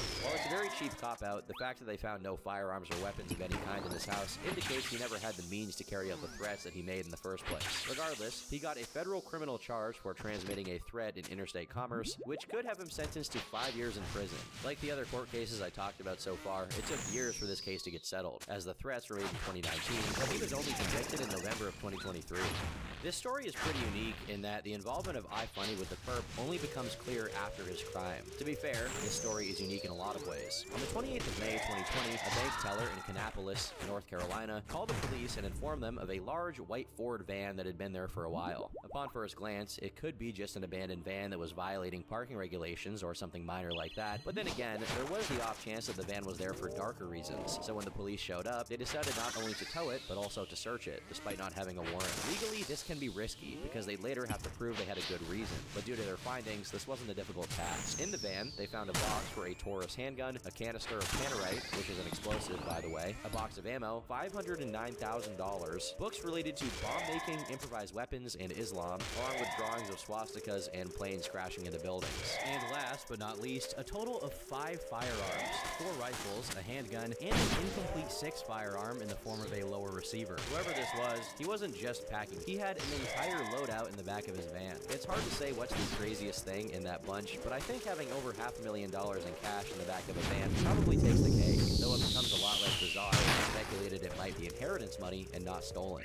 Still insane regardless. Later that day, a man named Alexander Hillel Treisman showed up at the bank, having no idea they just towed his bug-out van. As he started asking around about what happened to it, the police were alerted and promptly arrested him. They searched the car he drove in with, a green Honda Accord, and found yet another pair of firearms. They also searched his wallet and found that he had multiple different forms of identification from multiple different states. When they asked him about this, he said it was so that he could buy firearms from several different states, and openly admitted to his interest in terrorist incidents and mass shootings. In the face of this de facto confession to having committed at least a couple of federal crimes, the police decided to ring up the FBI and bring them in on the investigation to better understand the scope of potential crimes. Due to the explosive material that was found in his van and his violent ambitions, the Joint Terror Task Force was also looped in. But just when you thought there were already more than enough things incriminating this guy, they decided to look through his devices. Across 8 devices, 3 laptops, 3 hard drives, a cell phone, and a flash drive, Alex had amassed 1,248 videos and 6,721 photos of CP. Based on his browsing history and the dates on the files on his laptop, they discovered that he'd recently come from South Carolina, and during this trip, he stayed in a hotel where he downloaded this illegal material. They also found out he had accounts on multiple different social media platforms. He had a Steam account called Dog, but with a fat dick, in which he was a part of a group called Christ-Loving Cannibals. He also had a YouTube account called Flippy Mapper, which has since been removed, but left behind a digital footprint consisting mostly of Sub-Rosa videos.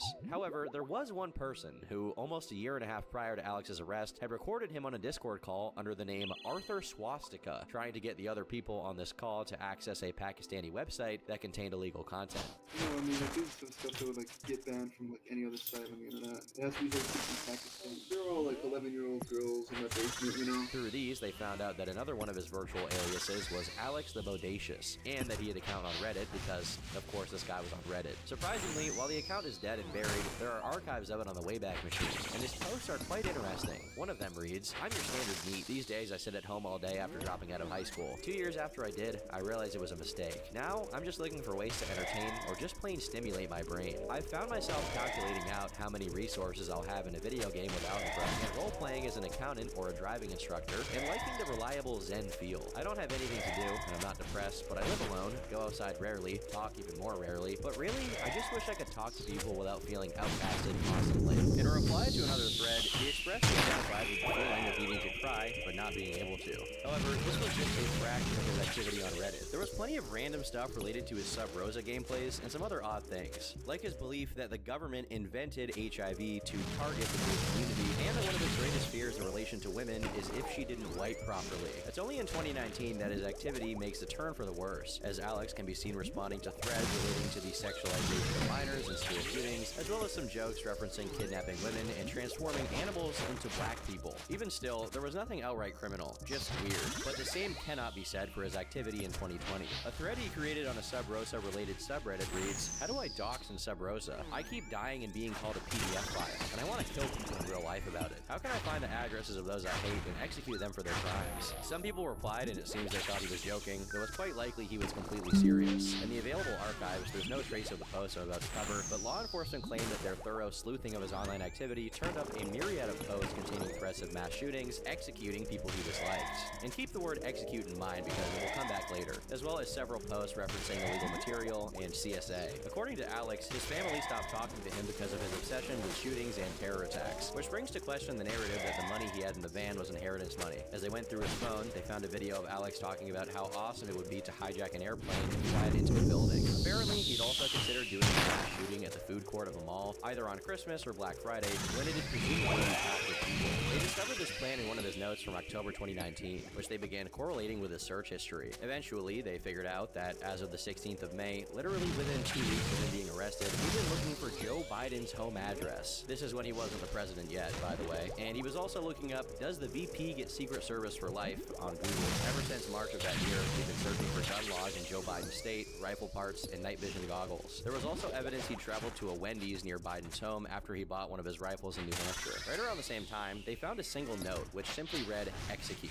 Lastly, they discovered that he hadn't been private about his plans either, as Alex also had an iFunny account, which unfortunately we have no archives of, where he apparently posted a literal rage comic with a thinking derp positing the question, should I kill Joe Biden? The first thing he was charged with was the CP, but it seemed every second a new charge was added. While he was being held and waiting for trial, they found out that he was the son of Eric Treisman, a famous Jewish activist and lawyer who campaigned on behalf of Tibetan and Native American rights and was responsible for getting former President George Bush to meet with the Dalai Lama. Eric died in 2009, days after finalizing divorce proceedings with Alexander's mother. As it turned out, Alex had a brother and a half-brother, the latter being a professor of mathematics in British Columbia. According to Alexander's defense and statements from his mother, he had Asperger's syndrome or high-functioning autism, which they tried to argue should get him placed in a minimum security facility. But thankfully, the court deemed this unreasonable. His mom was also caught telling him he should jump bail, which I don't think was even a possibility since there was no mention of him being allowed bail. She told him this over a jail call, which is obviously recorded, so I guess the apple didn't fall too far from the tree there. They eventually searched his cell and found out that he'd drawn a stick figure drawing where one stick man labeled "me" was beating another stick man with a bat, the other one being labeled "whoever calls the cops on a parked car." They also found a handwritten autobiography which contained references to shootings, but unfortunately its contents were never released. While the end result of his trial has yet to become public, they found evidence that Alex had photoshopped his face onto a Polish passport and had thoroughly looked into immigrating to Canada, having even rented a place and paid a light bill in the country, meaning they probably caught him right before he was able to commit whatever major crime he was planning, and then abscond to the cold north. Regardless of whatever happens in the trial, which seems to still be ongoing, the chances he'll ever see the outside of a prison cell are virtually zero.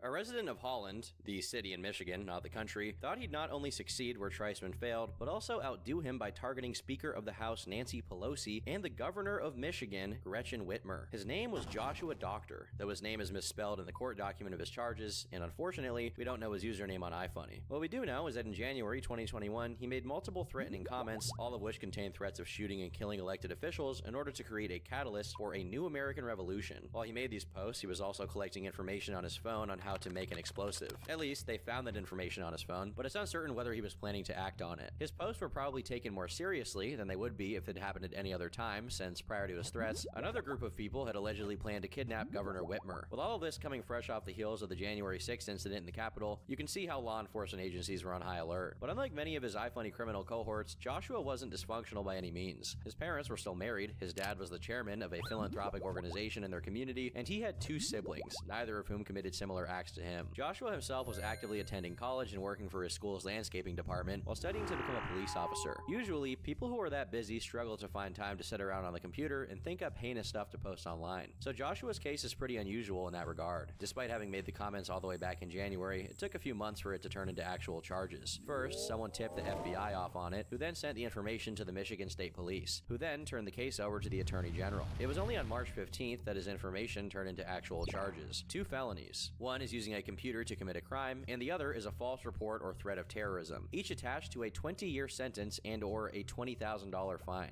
Somehow, despite the court document calling for his arrest, he somehow found out he was being charged with those felonies and promptly turned himself in literally within a day of the document being admitted. As he was arraigned and his court dates began being scheduled, his parents gave a statement about how shocked they were over the charges. Most likely, they had no idea what he was posting to iFunny. At this point, there were already so many cases revolving around iFunny that the site decided to comment on the situation, with Chief Information Officer Dennis Litvinov saying, "Such content is a violation of our community guidelines and is immediately removed from our platform. We are currently working on finalizing the comment section pre-moderation systems launch within the next few weeks. We will continue removing comments based on our trigger words list as part of the moderation team. We're actively searching for and removing content that incites, praises, or encourages violence or harm, and will take additional measures if necessary." This was a sign for these posters that the fun was about to end, and it's also the grounds for what would eventually come to be referred to as the Bano cost, a purge of all of the riskier content and a crackdown on the politically radical accounts to prevent more situations like these from evolving into a greater issue against iFunny's moderation policy. A few months after he turned himself in, Josh pled guilty to the felony of making a terrorist threat, and the prosecutor agreed to drop the other charge.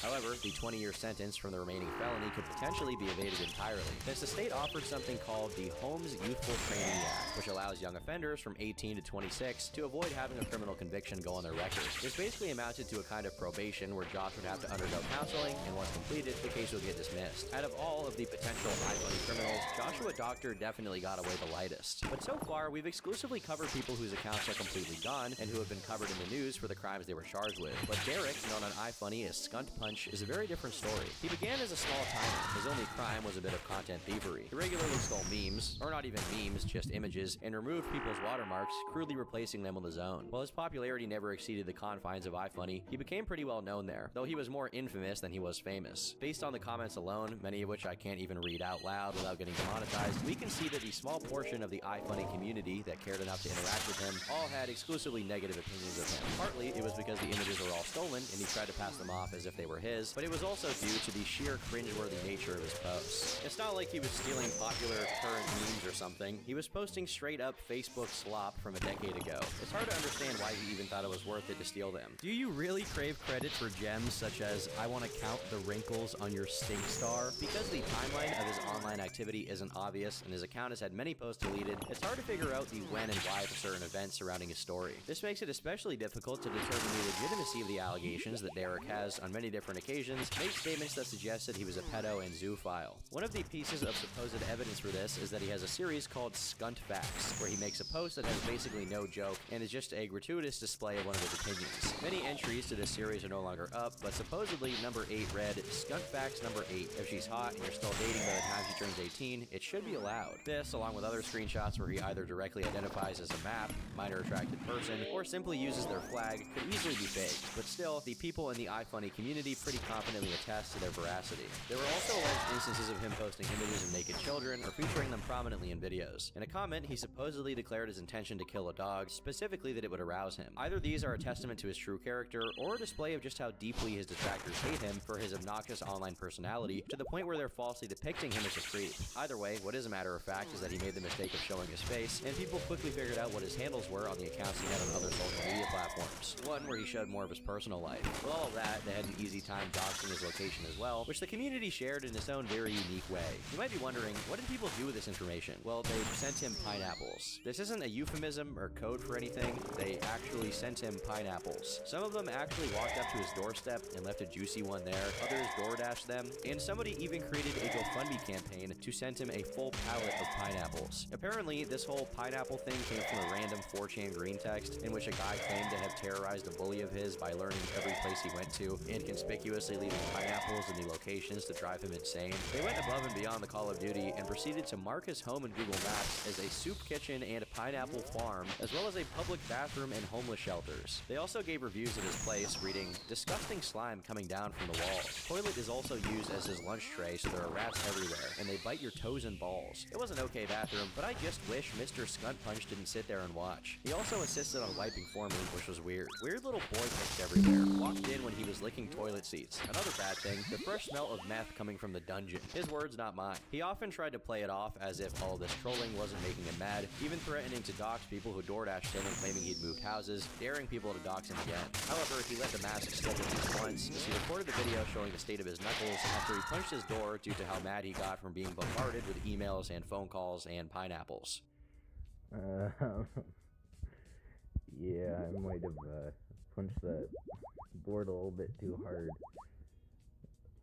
I don't think your knuckles supposed to look like that, but... Anyhow, I've been Turkey Tom. I hope you enjoyed this. If you've been following the commentary community or this channel at all in the past few months, you've likely heard the name Camden Gerard Davis. It's the case that sparked all of the recent backlash against Mama Max, with his coverage, or lack thereof, doing little other than spurring confusion for the accused. Camden went by several aliases, including Cade, Twin, Kincaid, Geomara, and Godric. His alleged cult was similar, with names like the Guild of Divinity, the Demons, and Eon Syndicate. If we're to take Max at his word, Camden stands accused of kidnapping, assault, and attempted human trafficking. The man had recruited hundreds of young children, subjecting them to sending CP, kidnapping, assault, and attempted trafficking. Almost 7 years later, Spencer and the other survivors shared their stories with me. This video serves as their scream for action against their perpetrator. My name is Spencer, and I am a survivor of Camden Gerard Davis. The leader of a destructive cult that has victimized hundreds of minors. This video is our scream for action. But instead of telling the story coherently, Max directed the public to a 5-hour-long podcast where no evidence is actually presented. When this failed to garner attention, he then began pressuring other creators to cover the story, while refusing to show anything unless they signed non-disclosure agreements. Naturally, most refused, and those that did weren't given enough context to make sense of it. This led to another video, disguised as a call-out against Critical and later Sniper Wolf. There are a handful of screenshots here, but they flash on screen as part of some edgelord montage. He seemed far more interested in role-playing as a Hotline Miami character and threatening creators than actually explaining the story. Camden Gerard Davis. Leviathans are coming for you. I could literally cancel you, Charlie. I could literally cancel you, and I choose not to. I'm the friggin' pedo hunter. Max's bizarre behavior and inability to take criticism shattered his predator hunter persona. His sheer incompetence on display led his entire previous catalog to be scrutinized, only made worse once he admitted to faking entire videos. He favored a specific accuser named Spencer, who he'd known since childhood and began living with. That is because I'm contractually obligated to see this case through and make sure Spencer's taken care of. Spencer's moving over to me in a couple of days, actually, and we're gonna find her own place, and I will be paying for all of it. The result was the public at large being dubious, or flat out not believing there was any credibility to her and the other victims' stories. Max Striker's evidence provides without a shadow of a doubt that this might just be a video of a black man roaring like a wolf with fake vampire teeth in his mouth. Why are you putting it all on me? Because it's your case! This video is not about Max. I already covered the fallout and his entire career in my last video. Now, Now, several people from his top-secret evidence server have begun to leak info to the public. Many of the accusers have cut ties with Max and are putting together a legal case independently. I was able to obtain all of the evidence that leaked from the server. This video is an attempt to re-examine the story he failed to tell in full, in a chronological timeline with locations, dates, and even police reports. This is the case against Camden Gerard Davis. The story, as Spencer tells it, starts in Wiley, Texas. In the summer of 2015, Spencer met a girl named Carrie Sutton while attending summer school. The two bonded over My Chemical Romance. It was a decent friendship, recalling they tattooed each other and hung out for about a year. Early on in their friendship, Carrie introduced her to a guy she met online named Quinn. Quinn was the alias of 18-year-old Camden Gerard Davis. By spring of 2016, they were both 16, and at this point, Carrie was quote-unquote engaged to Camden. Spencer befriended Camden, believing his many purported claims of supernatural power. At some point, Spencer alleged that Carrie sexually assaulted her while spending the night. I spent one night with her and she sexually assaulted me. It took me a really long time to realize that that was actually sexual assault. I mean, I did say that we could mess around a little bit. Maybe it just went too far by accident. But the fact of the matter is, I was trying to push her away and she wouldn't stop. In the meantime, Spencer grew close to Camden, venting to him about her troubled home life. It was after a particularly nasty fight with her family that he convinced her to run away from home. They confiscated her belongings, except for an iPod she'd kept hidden away. He claimed they were going to have her arrested and that she was only safe with him. It was on a Friday morning that she ran away, heading to East Wiley to catch an Uber to Dallas, Texas. By that night, she was out of the state, convincing the mega bus to let her in. That took her to Little Rock, Arkansas, where she claims to have been sexually assaulted. I convinced one of the guys at the mega bus to let me on, and I was out of state that night. I made it to Little Rock, Arkansas, was actually assaulted out there. From Dallas, I stopped in Little Rock, Arkansas. There was no ticket bought for me for that. I just convinced my way onto it, but this guy told me that he would get me my ticket to Georgia, and he took me to his cousin's place where he sexually assaulted me, and then they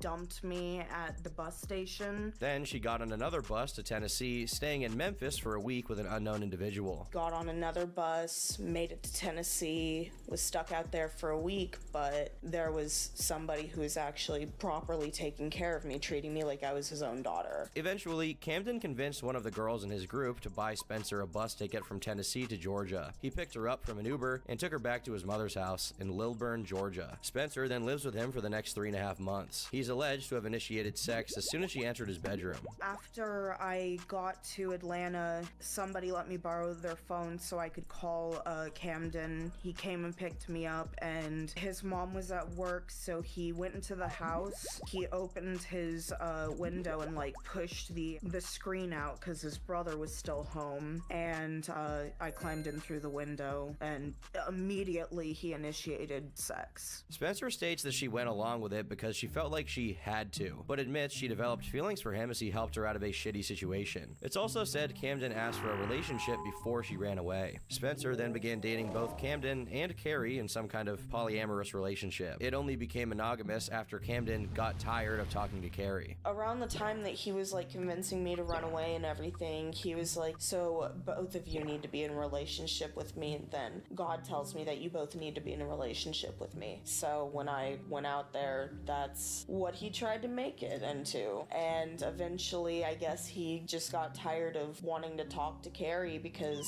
she was in school. And he told me that she cheated on us and broke up with us and everything. Before going any further, let's look at the available evidence and how it aligns with the timeline so far. In the evidence server, there were 2 screenshots of Camden's Twitter. The first is from 2012, in which Black Angel 11131 states he'd like to make an angel society. The second is from February of 2016 under the username Cade_555. This is when Camden began began using the name Cade Demon instead of Quinn. On March 18th, 2016, Spencer was reported missing from her grandmother's home in Wiley, Texas. This poster was shared publicly a month later on Facebook. The date actually aligns with her story, falling on a Friday as she described. On May 21st, Spencer posts a selfie on Tumblr showing what appears to be injuries and even a bite mark. Yeah, he was into some weird shit. He would sit there and bite me all the time, saying that he needed to bite me for my transformation, because at that point, when I was living with him, I was supposed to be a werewolf instead of a vampire. And then later on, he changed it to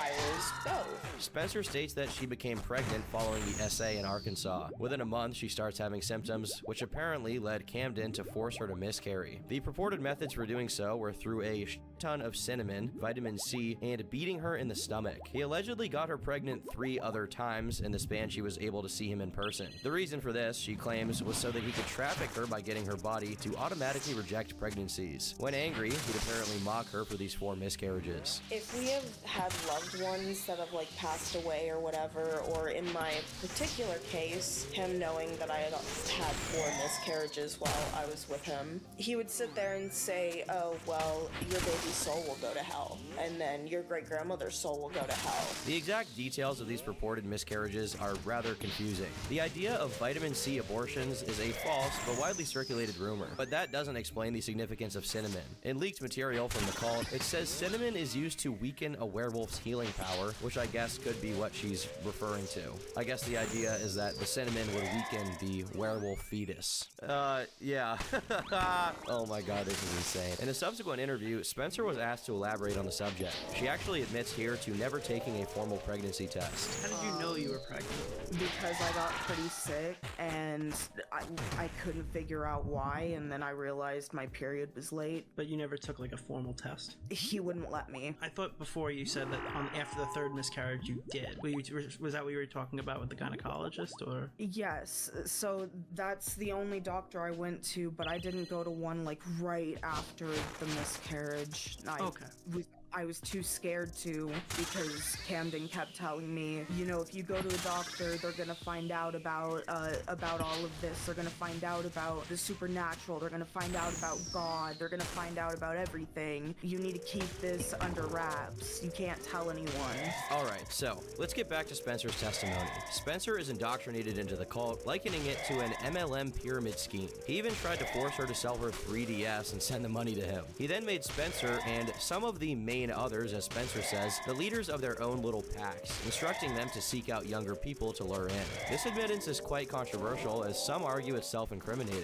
What was the operation like? Did he tell y'all, like, go to these places? So my particular recruitment style that he also encouraged others to do it this way too, was to go on Whisper and post about, oh hey, if you want to join a family dynamic and be a part of a pack, hit me up on Kick, you know, or like DM me and then we'd give them the kick. There was one time he did have me lure a girl like physically. We got an Uber and went and picked this girl up from like 30 minutes away from us, and she was like 13 or 14.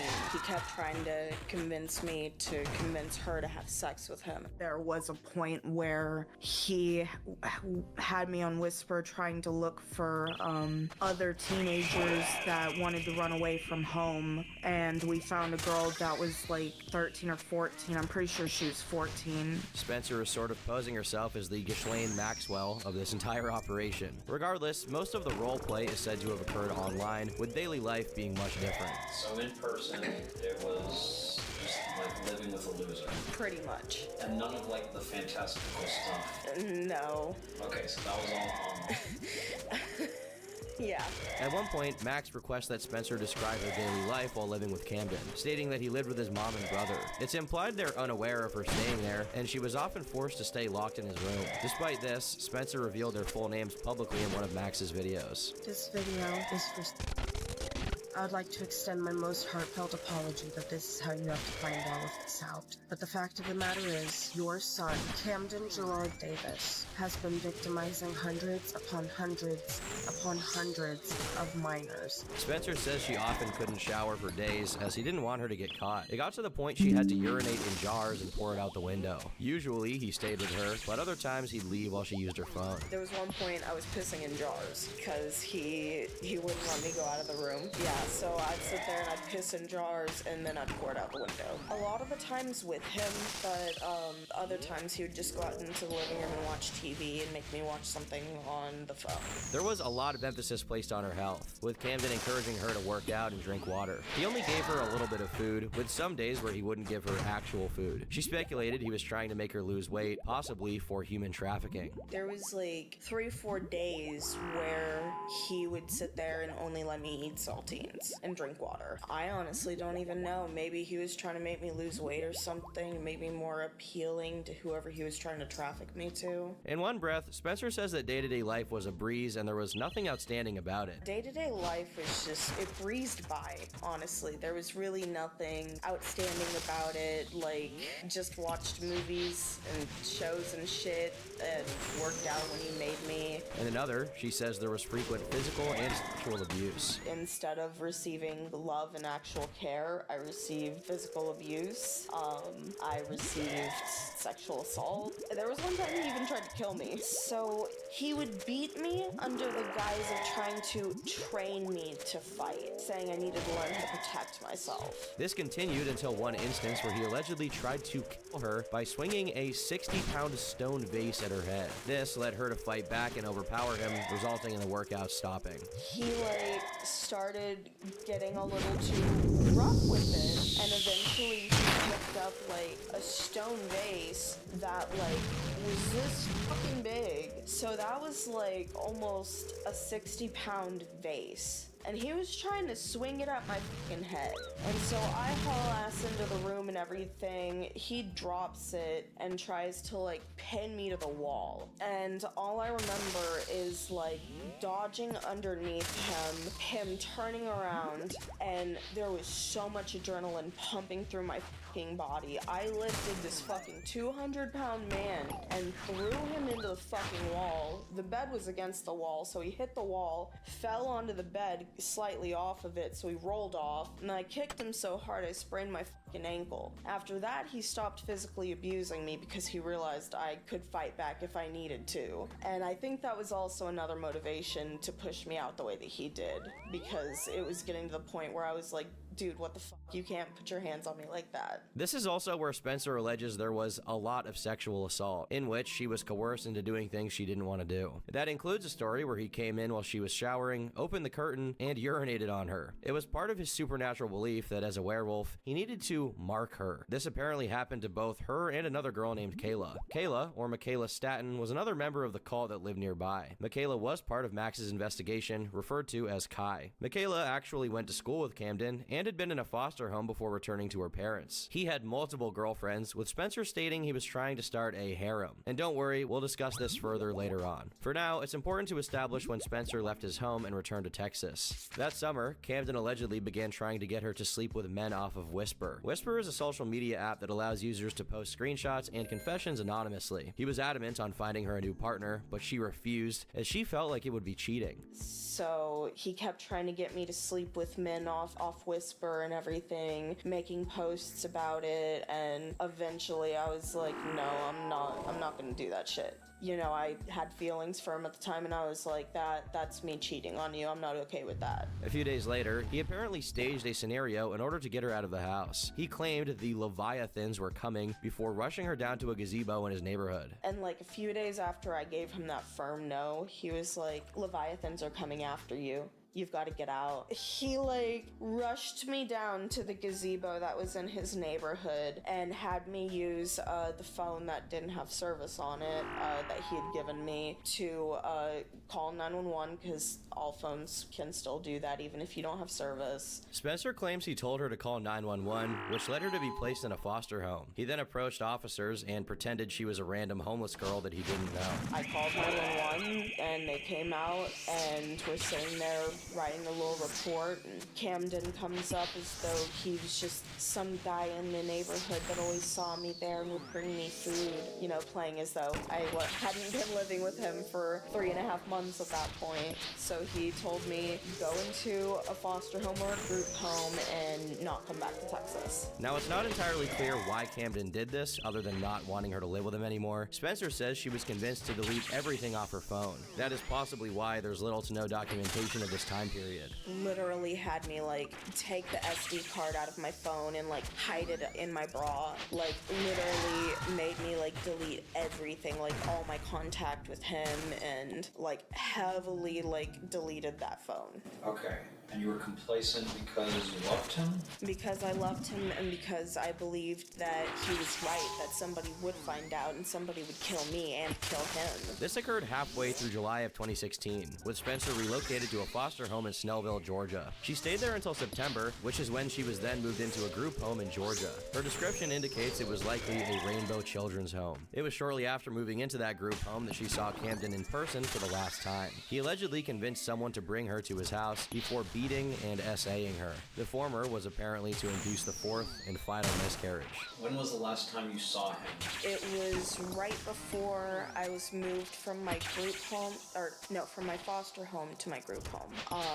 That was the night where he had induced my last miscarriage. And then after that, like, because I thought about whenever I went to see him the very last time that I was pregnant, when I was living with my foster parents, he had beaten me and then sexually assaulted me. Like, he didn't even know I was pregnant, but when he saw me, like, protecting my stomach, he, like, really started going for it. He made me, like, sneak phones in the group home to continue, like, talking in the group chats when I was at school. In one of the leaked DMs, Spencer alleges Camden tried to seduce her 11-year-old foster sister, but this is not mentioned in the podcast. No evidence is provided for any of these claims. The infamous story of Spencer luring a 13 or 14-year-old also took place around this time. There was one time he did have me lure a girl, like, physically. We got an Uber and went and picked this girl up from, like, 30 minutes away from us, and she was, like, 13 or 14, and he kept trying to convince me to convince her to have sex with him, and I was like,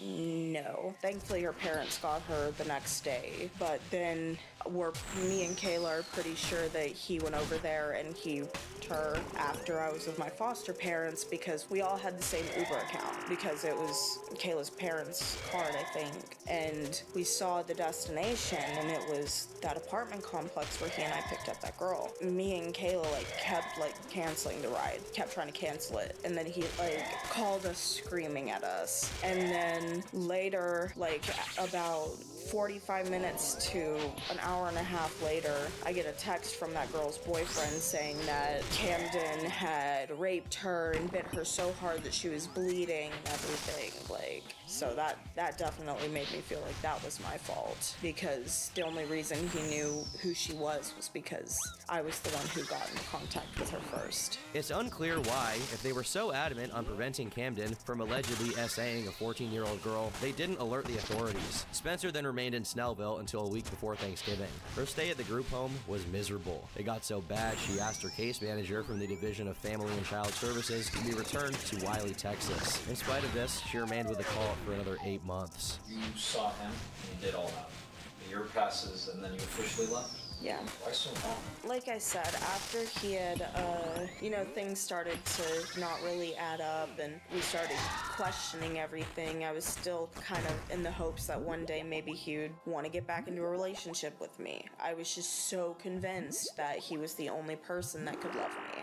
So I was, like, just kind of in there because I was like, well, fuck it. Maybe one day he'll see how great I am. Maybe one day he'll decide that I really am the one. And then actually assaulted Kayla. And that was when I was like, okay, yeah, no, that's Michaela Statton, as mentioned before, lived in Texas and went to school with Camden. In the You Can't Hurt Me podcast, Spencer reads out testimony on her behalf. Michaela was born on December 3rd, 1998. She states she met Camden in high school when she was 14. This would have been around 2013, after he first discussed his Angel Society. They briefly dated, but it didn't work out as she was in foster care. The two then met again when she was 17, which is when he told her about a girl he was dating. He expressed still having feelings and asked if she'd be interested in joining their relationship. Yes, this is the polyamorous relationship we talked about. Michaela agreed, and things seemed fine for a couple months. It wasn't until this second relationship that his belief in the supernatural became apparent. While she didn't believe him, she played along as she enjoyed roleplay. I never really believed that he was, but I enjoyed roleplay, so I played along.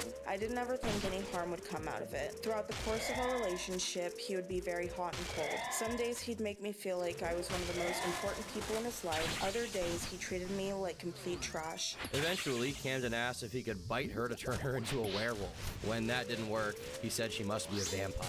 When she didn't grow fangs, he then set her role as Callie, the goddess. That was when he set up her and a couple other members to pull in and lead their own little families. Now, it's worth clarifying, the girl he told Michaela about was Spencer, and it was the three of them who started dating, as I said earlier. This is established when Michaela recalls being asked to break up with Spencer for him. I never really focused so much on that because I was more so just in it because at the time I thought I loved him, and I did love her, and I wanted to be a part of that if it was a part of their lives. When he initially broke up with our girlfriend, that's me, he told me to tell her that he broke up with both of us. He wouldn't even do it directly. He had me do it. But he told me that if I told her that I was still with him, that he would hurt my family. That was the point when I realized I needed to try to get out because someone who loves you isn't going to make you lie, especially about something like that. Now, the timeline of this is unclear, but we can infer it happened after Spencer returned to Texas in November of 2016. This is likely before Camden forced Spencer to date another member of the cult. It was allegedly a common occurrence, with Spencer dating a girl named Amanda. They had an online relationship, with Amanda living in California. He had me date one of the survivors that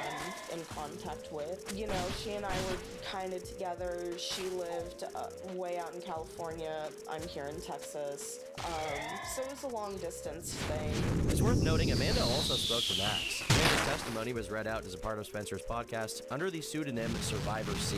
Her testimony was also obtained in full from the evidence server. Amanda stated she was 18 at the time. However, she had a learning disability that caused her to be mentally 12 years old. This has changed in the podcast to 13 years old. I also had just been diagnosed with a learning disability, which in turn made my mind extremely innocent. Even though I was 18, my mind was stuck at being 13. Her story begins shortly after graduating high school. While browsing a site called Experience Project, she learned about the cult. It was through this she got recruited by Camden's supposed sister before speaking to him directly. We had to take this weird quiz that they made to see if we were eligible. I took the quiz and somehow passed it, and through there she introduced me to Camden. I immediately asked him for proof because I had a hard time believing what he was claiming. He laughed it off and said, "Okay, I'll send you proof." He sent me a video of his eyes and teeth shifting into a werewolf. I somehow believed it, and seeing it actually scared me a little.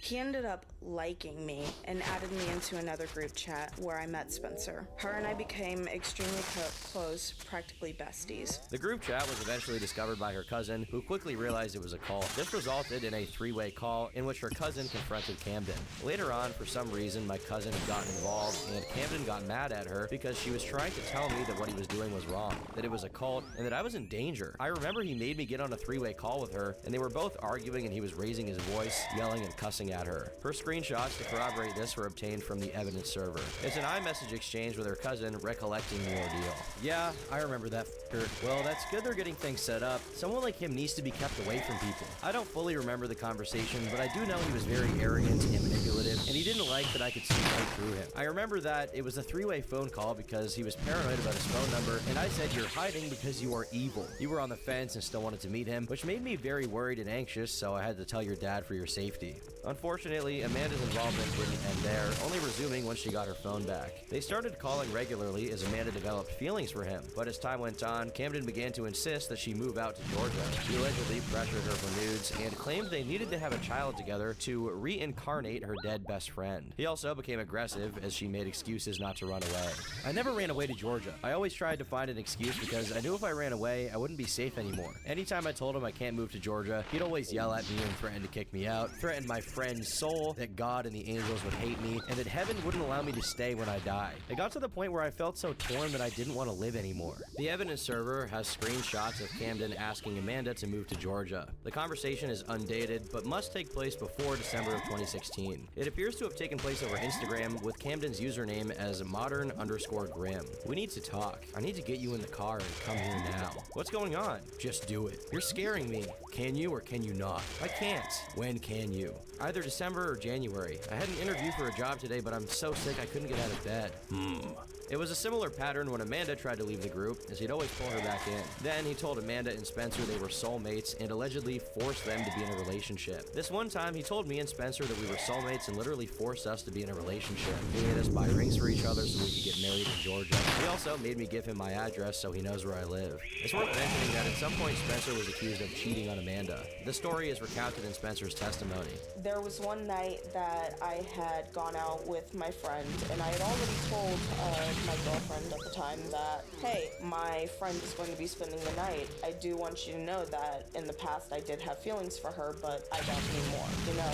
Just being like completely transparent with her, making sure that she knew that, you know, I'm not gonna hide anything from her. And that night we had gotten matching tattoos, and it's the one on my chest. And she spent the night, and next thing I know, Camden's calling in the morning.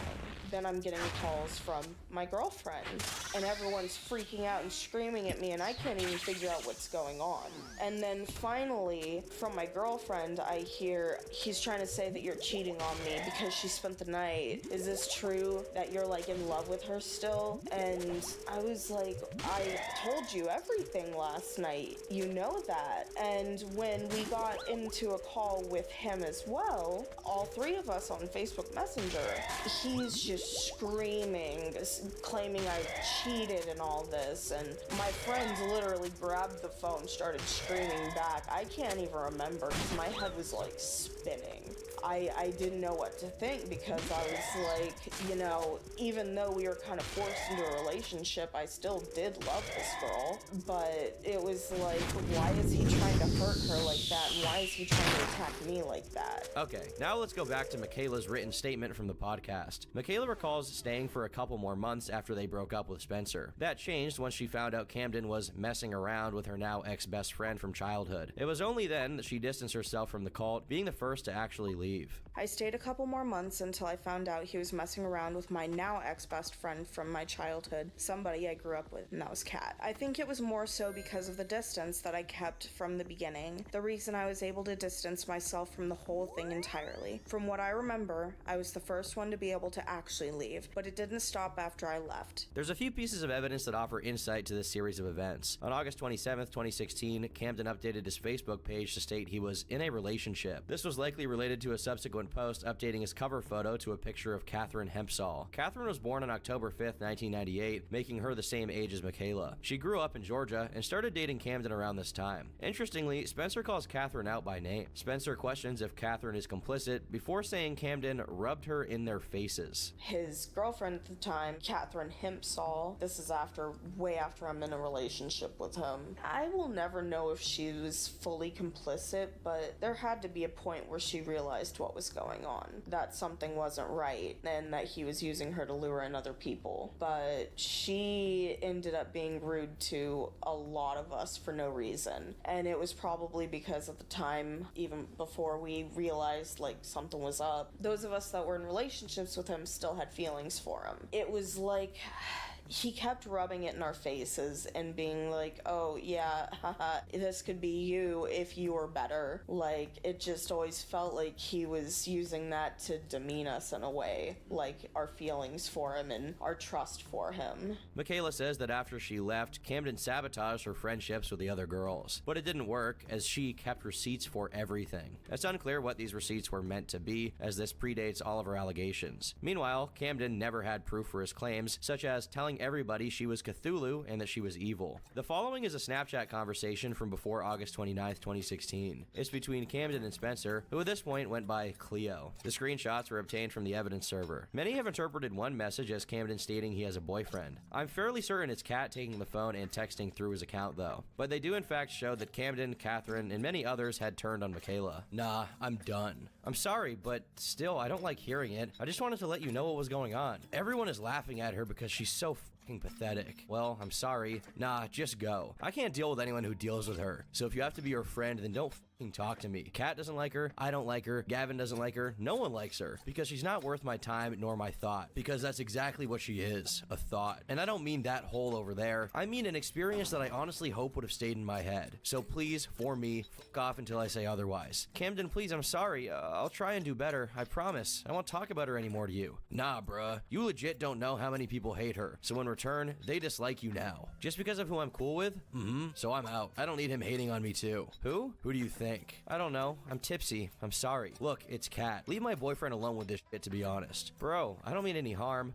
You. That was for Kayla. What does the screenshot accomplish? Me trying? I didn't mean to. I'm cuddling him and it slipped. I hope you're having fun with that. Promise me you'll treat him right. Please? Just a screenshot? Well, have a good day at school tomorrow, I suppose. In her written testimony, Michaela states she tried to patch things up with Camden and Kat at homecoming. This would have taken place sometime in the fall of 2016. At the time, I was still experiencing some codependency, and honestly, I had been completely isolated because of him, and I was trying to get my friends back, so at homecoming that year, he and his new girlfriend were there, and I spent the whole night sorting it out and trying to fix it so I could get my friends back. He decided to bring her back, but kept her on the outskirts as he knew he couldn't trust her anymore. That is, to the extent of our knowledge, the context of the alleged assaults that took place in December of 2016. Michaela states that a week after her birthday, as well as on Christmas Eve, she met Camden in a church parking lot in the middle of the night. It was under the pretense of discussing issues within the cult. Instead, Michaela says that Camden SA'd her, though at the time she didn't necessarily consider it. He brought me back, but he kept me on the outskirts at that point because he knew he couldn't trust me anymore. In December of 2016, a week after my birthday, and then again on Christmas Eve, I met him in a church parking lot in the middle of the night under the pretenses of he wanted to talk about some things that were going on within the group. Both times he ended up raping me in that church parking lot, and at the time I didn't necessarily consider it because I didn't try to fight even though I told him I didn't want to. I was too scared to draw attention to myself doing something like that in public, even though it wasn't something that I wanted, and he took advantage of that. But Spencer's recount of this is different. Spencer claims that Michaela was SA'd in a ditch outside of a church. Michaela also supposedly had screenshots of Camden stating he was going to go over there. Was there a specific moment that led to your decision to escape? Kayla getting sexually assaulted by him, like literally in a ditch outside of a church. It was December of, I want to say 2017, or was it 2017 or 2016? I don't even know.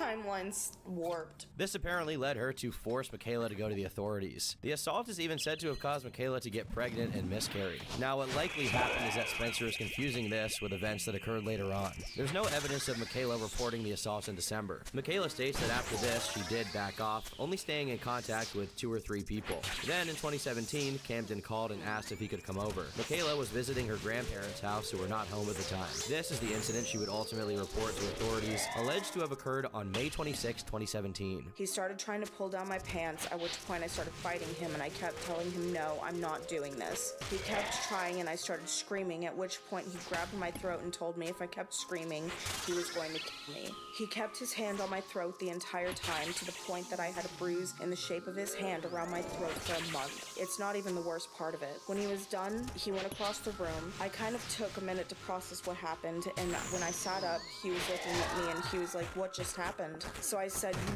to me is what just happened, and he literally broke down crying and was like, I would never do that to you. You were asleep this whole time. I could never hurt you like that. And this went on for 30 minutes where I had to comfort him because I didn't want to end up dead because I said the wrong thing. He led me downstairs to the couch where we sat for an hour, and as I tried to convince him that I was going to call the cops, that I wasn't going to report this as a rape, that I believed that it was just a dream. I believed he would never hurt me like that, and he wasn't that kind of person. Michaela broke down once Camden left and called one of her best friends. That best friend was Spencer, who convinced Michaela to report him to the authorities. Once he left, I finally broke down to one of my best friends, and I told her what happened, and she's the one who convinced me to call the cops, and that was me. It was only about 12 hours later, but I did call the cops, and I reported everything. The following exchange was obtained from the evidence server. Why did you leave?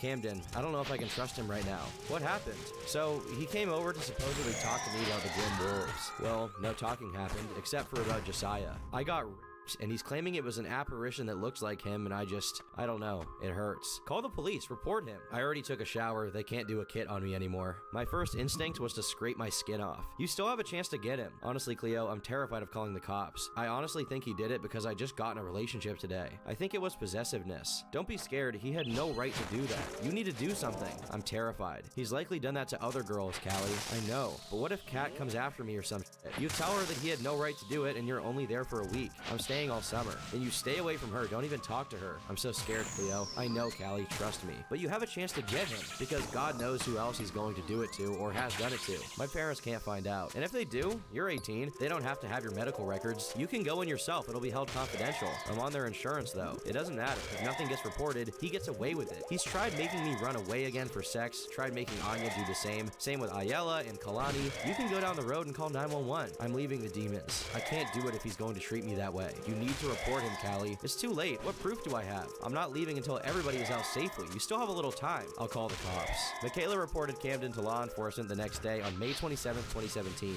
The allegations were taken quite seriously, with Michaela transported to the Northeast Georgia Medical Center to be examined. The relevant documents, the exam, and the police report have been released to the public. This next section is going to pour through those documents to understand the official investigation and why the case was ultimately suspended 2 months later. In the Gwinnett County Police Department's report, Michaela gives some details on her relationship with Camden. In her initial call, Michaela states she dated Camden but broke up about a year ago. It was a mutual decision, but they remained good friends afterward. However, she then states he started dating her best friend who stopped talking to her. Michaela spoke with authorities again the next day. They first dated in December of 2014 for about a month. They broke up amicably before getting back together in April of 2016. He was dating another girl at the same time, resulting in a consensual 3-person relationship. Michaela states they broke up again in August of 2016 because of a misunderstanding. The first time they dated, the suspect was caring and loving. The first breakup was mutual. The second time they started dating, he was dating another girl at the same time. The relationship was consensual between all 3 people. The suspect was aggressive during the second relationship. The victim described the suspect's behavior as, quote, snappy. The couple had consensual sex twice during the second relationship. The second time they broke up because of the suspect. The victim stated the suspect broke up with her because of a misunderstanding. The police also spoke to Michaela's mother, Tamara, who gave her own perspective. Tamara explains Michaela and Camden were dating, but Michaela decided to break up with him. This led Camden to spread rumors around Brookwood High School about her cheating on him. Tamara stated the suspect's name is Camden. Black male, medium skin, short black hair. The suspect started rumors about the victim of Brookwood High School. The suspect started the rumors because she was going to break up with him.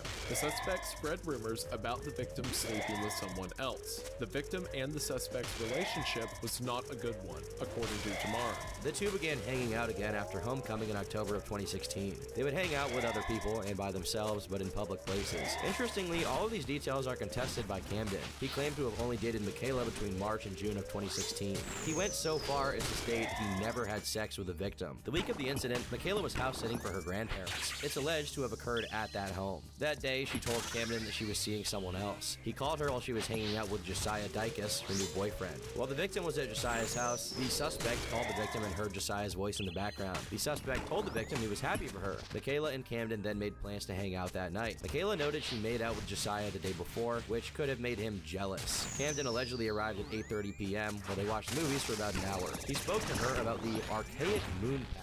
He wanted her to guide souls as a grim wolf. At around 10:30 p.m., Michaela goes upstairs to charge her phone. This is allegedly when Camden follows her into her room and assaults her. When they walked in, she said Camden immediately became aggressive. He pushed her down on her bed and began taking her clothes off of her. He forced himself on her and raped her. Davis did not allow her to leave the room for a long time after the incident. The assault lasted about 30 minutes, with Michaela claiming he went so far as to threaten to kill her and finish off with her dead body. When he finished, Michaela went straight for her clothes. He began pacing around and claiming it was the result of an apparition. This continued for an hour. He didn't let Michaela leave, standing in front of the door and pushing the victim back. Eventually, she was able to get out and told him to leave. He is supposed to have left the house by 1:30 a.m., ordering an Uber. If we're to believe Spencer from earlier, they were all using Michaela's Uber account, but authorities don't mention receiving any evidence of this ride. Camden finally left the house around 1:30 a.m. Michaela said she felt dirty and took a shower. Since the incident until the time she called police, she took about 3 to 4 showers.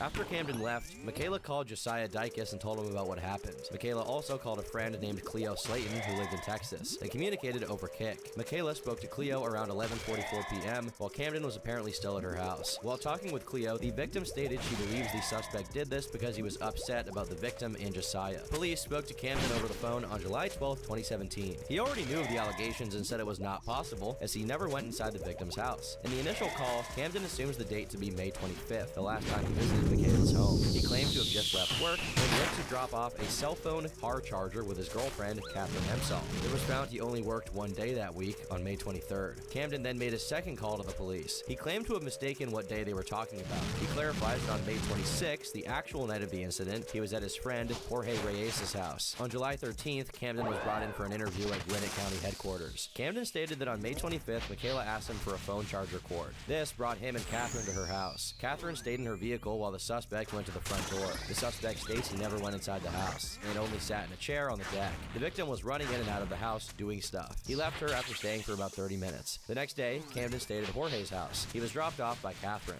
He was adamant that he never went to Michaela's home on May 26. Catherine affirmed this, stating she dropped him off at around 4 or 5 p.m. Following his call with police, Camden spoke to Jorge over Facebook. Jorge explained Camden had nowhere to stay that night. He recalls Camden arriving at around 6 p.m. They never left the house, and Camden left the next morning around 10 a.m. No other messages exist to corroborate this story. Michaela deleted all of her messages from her phone. Camden's phone broke, and he bought a replacement. This prevented police from verifying his GPS location. On May 27, 2017, local authorities spoke with both Michaela Staton and her mother, Tamara Griffin. Michaela was transported to Northeast Hospital for a sexual assault exam. Camden also consented to a buccal swab. The sexual assault kit and buccal swab kit were sent to GBI for testing. According to the report, there was no known physical evidence to support the suspect was at the house the night of the incident. There was a small visible bruise on Staton's upper right arm. However, there was no evidence to support how she received the injury other than her testimony. That also clearly contradicts her later claim that it was around her throat. The police report actually takes several issues with Michaela's credibility. Her own mother stated she could be manipulative. Tamara also claims Michaela is aggressive when off her medication. Because of this, the case was suspended on July 13, 2017. The police report contains no reference to the previous two incidents in December 2016. Neither are many of the pieces of evidence she claimed to have sent to law enforcement. Michaela did, however, describe the cult to them. It was called the Archaic Moon Pack, with around 50 to 60 followers in 2017. The group also had a Facebook account called Guild of Divinity. He was known as Cade Demon within the group, believing himself to be a werewolf. He and his followers believed they could change forms. He apparently accused Michaela of being an evil being and called her a leviathan. The night of the alleged assault, he spoke to her about becoming a grim wolf who was supposed to guide souls. In her own police report, Michaela lists Camden's birth date as 11/11/1800, listing his age as 216 years old. If we assume Spencer is confused about the alleged assaults, the timeline starts to make a bit more sense. It was the accusations in May of 2017 that motivated her and Amanda to leave the cult that summer. They created a group chat together where they began collecting evidence. And that was when I was like, no, he cannot get away with that. So I was a little rough with it, I won't lie, but I kind of forced her into going to the authorities. I was like, either you call them or I will. Even if I wasn't there, I wanted to try and help. And, you know, she gave them all the photo evidence and everything. But after that had happened, I was like, no, we gotta collect all this evidence. I messaged my girlfriend. She was in that group chat where, you know, Kayla was telling us everything. This effort continued for 2 months, where they documented anything that could be used one day. Spencer claims they finally left for good on the 4th of July. It had little impact, as after they left, Camden simply lured everybody that they had pulled out back in. My girlfriend, we had broken up at that point. We realized that, like, yeah, we love each other, but not like that. So we had, like, broken up and everything, but we were like, it's time, we gotta leave. And we left, and he lured everybody that we had pulled out back in. Like, everyone that was in our separate packs, he pulled every single one of them back in after we had been sending them evidence. It had little impact, though. Several screenshots from this time frame were obtained from the evidence server, but they paint a somewhat different story. The least relevant seems to be the only one with a date from June 11th, 2017. It shows a conversation between Camden and an unknown individual. If I ended up staying eternal, would KD have been my wolf? This may be related to another undated conversation. The sender appears to have been in a polyamorous relationship with Camden and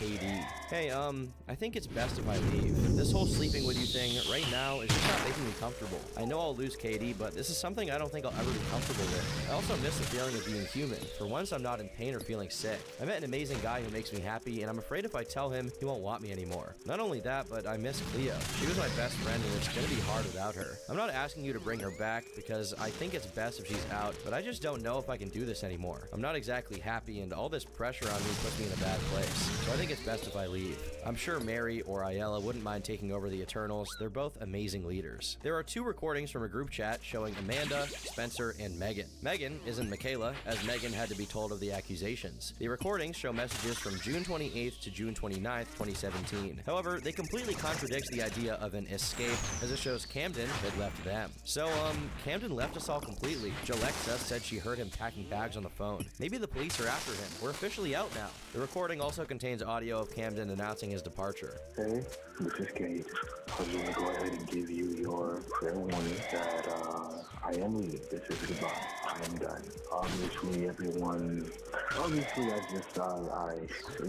I tried to put together a family, but I only made disaster. I wish you best of luck in life, and I wish it for all of you. The exact motivation for this is unclear, with the other undated screenshots offering little insight. Whatever, I'm done.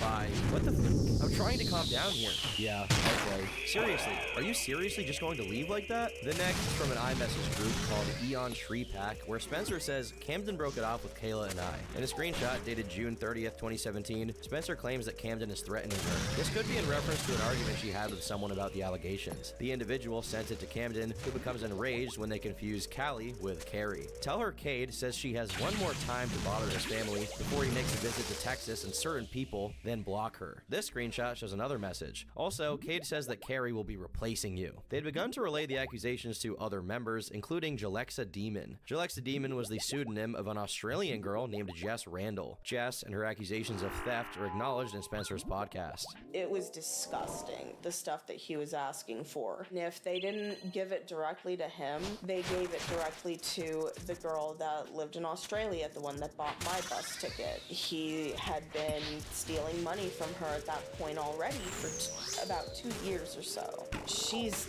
deeply manipulated. It's honestly very, very heartbreaking because he stole thousands upon thousands upon thousands of dollars. Once I ended up leaving, he somehow convinced her that I stole her money. The girl's name is Jess. It's the same Australian girl that he had sending him thousands upon thousands of dollars. Jess defended Camden at the time before accusing Spencer of stealing her money. Cade didn't Kayla. Lol, she has proof of it. Like what? Y'all will see soon. Just leave Kate alone. God is done with you. All of freaking heaven is done with you. That money vanished the moment Cleo arrived. I knew Kate for 2 years before Cleo came, and not a freaking cent was taken. Just letting you know, something could be done about the money Kate and Kat took from you. Well, you and that thief have no chance of getting Kate in prison while I'm still alive. Cleo was the one who stole the money. Wow, Kate has seriously manipulated you that much to believe that Cleo was the one who stole your money? Dude, she's been broke. She has nothing. You can't seriously believe that, Jalexa, and you're her slave. This may or may not be related to a screenshot of an individual claiming Camden proposed to her in order for her to stay in America, but that's a piece of evidence I've been unable to place definitively. I mentioned before that after they left, Camden was able to lure many people back into the cult. That included Carrie Sutton, who sided against Spencer when she reached out. Carrie seemed to have a much different perspective on the events in general. My family didn't know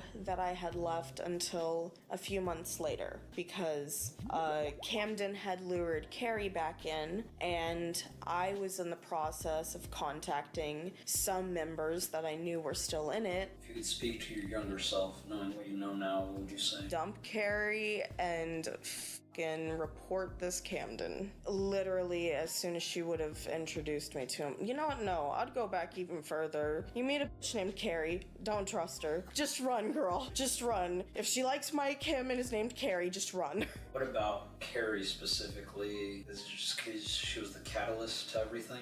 That on top of the fact that she did threaten my little sister when my sister was 34. So tell us more about that. that was just a whole fucking Wattpad thing. While still in the cult, Amanda had attempted to recruit new members on Wattpad. Her post read, "If you are human, want to learn about and become supernatural, and between the ages of 11 to 18, please PM me." The post received a new comment asking if she was still active, to which Amanda said no and warned it was a cult. This led to a massive argument in which members of the group threatened to kill them. Haha, you think this is a rage? If I were in a fit of rage, I would have found where you live, gotten on the first flight there, and slit your goddamn throat. But most interesting were comments left by Camden and Carrie. Camden provides what is perhaps his only known public response. "This is so insane. Dear everyone reading this foolishness, this is exactly what happened. These two young women were removed from a group chat of people who were getting along and being civil. They always caused problems and issues by making assumptions with no foundation or proof. Once they were removed, peace was restored and everyone has been happy since. I once dated Spencer, and once I moved on, she became petty and angry at the fact that I no longer loved her the way I once did. I'd never hurt either of them. Then, once it's supposed to be squashed and we go our separate ways, they decided to keep it going by messaging people's parents and irritating people to the point where I have to talk to these people and convince them not to press charges for harassment. It's truly unfortunate how they feel, but this is out of hand. It seems even back then, they were placing blame on people's parents. Carrie was much less civil, disputing the claims against her before issuing threats. Let me tell you a little something about Spencer. She is a liar. She is nothing but a liar. Now, I can say this because I know her, I went to school with her, I was the reason she met Cade. She also says that Cade raped me, but funny thing is, I was actually engaged to Cade, so if he did rape me, it would have been consensual. See, the thing about Spencer is that she's a manipulative liar, and this isn't an over-exaggeration. Ask anyone who has ever actually met her. I share an ex with her, and even she agrees that Spencer is fucking batshit crazy. I'm sick and tired of seeing Spencer all over Ayala's friends and family's page, so you can either tell her to stop it immediately, or tell her I'll see her and Leah soon, because I know where Spencer lives, I know where her parents live, and I know where her grandparents live. I will also be calling the cops and filing a police report for harassment if this doesn't stop. I don't give a how many allocations she has. If she doesn't have the DNA to prove it, then it won't come through. I'm not someone to with because I'm not actually scared to do something. This better stop, and it better stop soon. There's also a screenshot of Spencer's reply to a person named Mary. "Mary, I'd like to know what I took from you. If I did, it'll never be as much as what Cade took from me. Cade talked me into running away, and even after the fact, after I turned myself in and was with my foster parents, he convinced me to stay for him. All the time I could have spent back in Texas with my great-grandfather, I can never get that time back. Hell, he almost died because of me. He had a heart attack after I left, and then a stroke after I refused to see him in court because Cade told me not to. But you also want to know what else your humble leader did to me? He convinced me to go to his house and have sex with him at the end of last August and September, and I still talk to the guy that drove me there. I also almost got arrested for walking to his place at 2 a.m. one day because every full moon we have to have sex. Oh, and don't forget the miscarriages he made me induce." These screenshots give us a relative date for a conversation with Hannah Doyle, who was supposedly friends with Camden. Hannah alleges that she left because Camden showed up at her house one day with no real warning before threatening to kill her husband. The validity to these claims is unclear. On July 5th, Jess began promoting a YouTube channel called Guild of Divinity. In the comments, she began soliciting recruits through Kick on her account, Death's Follower 1. Jess also created a GoFundMe page, describing it as an institution to protect and care for the sick, homeless, and injured supernaturals and their families. I have seen a lot of them that have been killed by hunters or high-tech traps, and a lot of these tribes have been wiped out. The campaign raised $1,000, with a user named Holly Denied donating $500. This was then reported to Traffic 911, who was in contact with Spencer at the time. Spencer claims that Camden tried to sell her underage images on Kick and may have done so with others. There was one point where he did send EP of me, like sent it to some dude on Kick. He was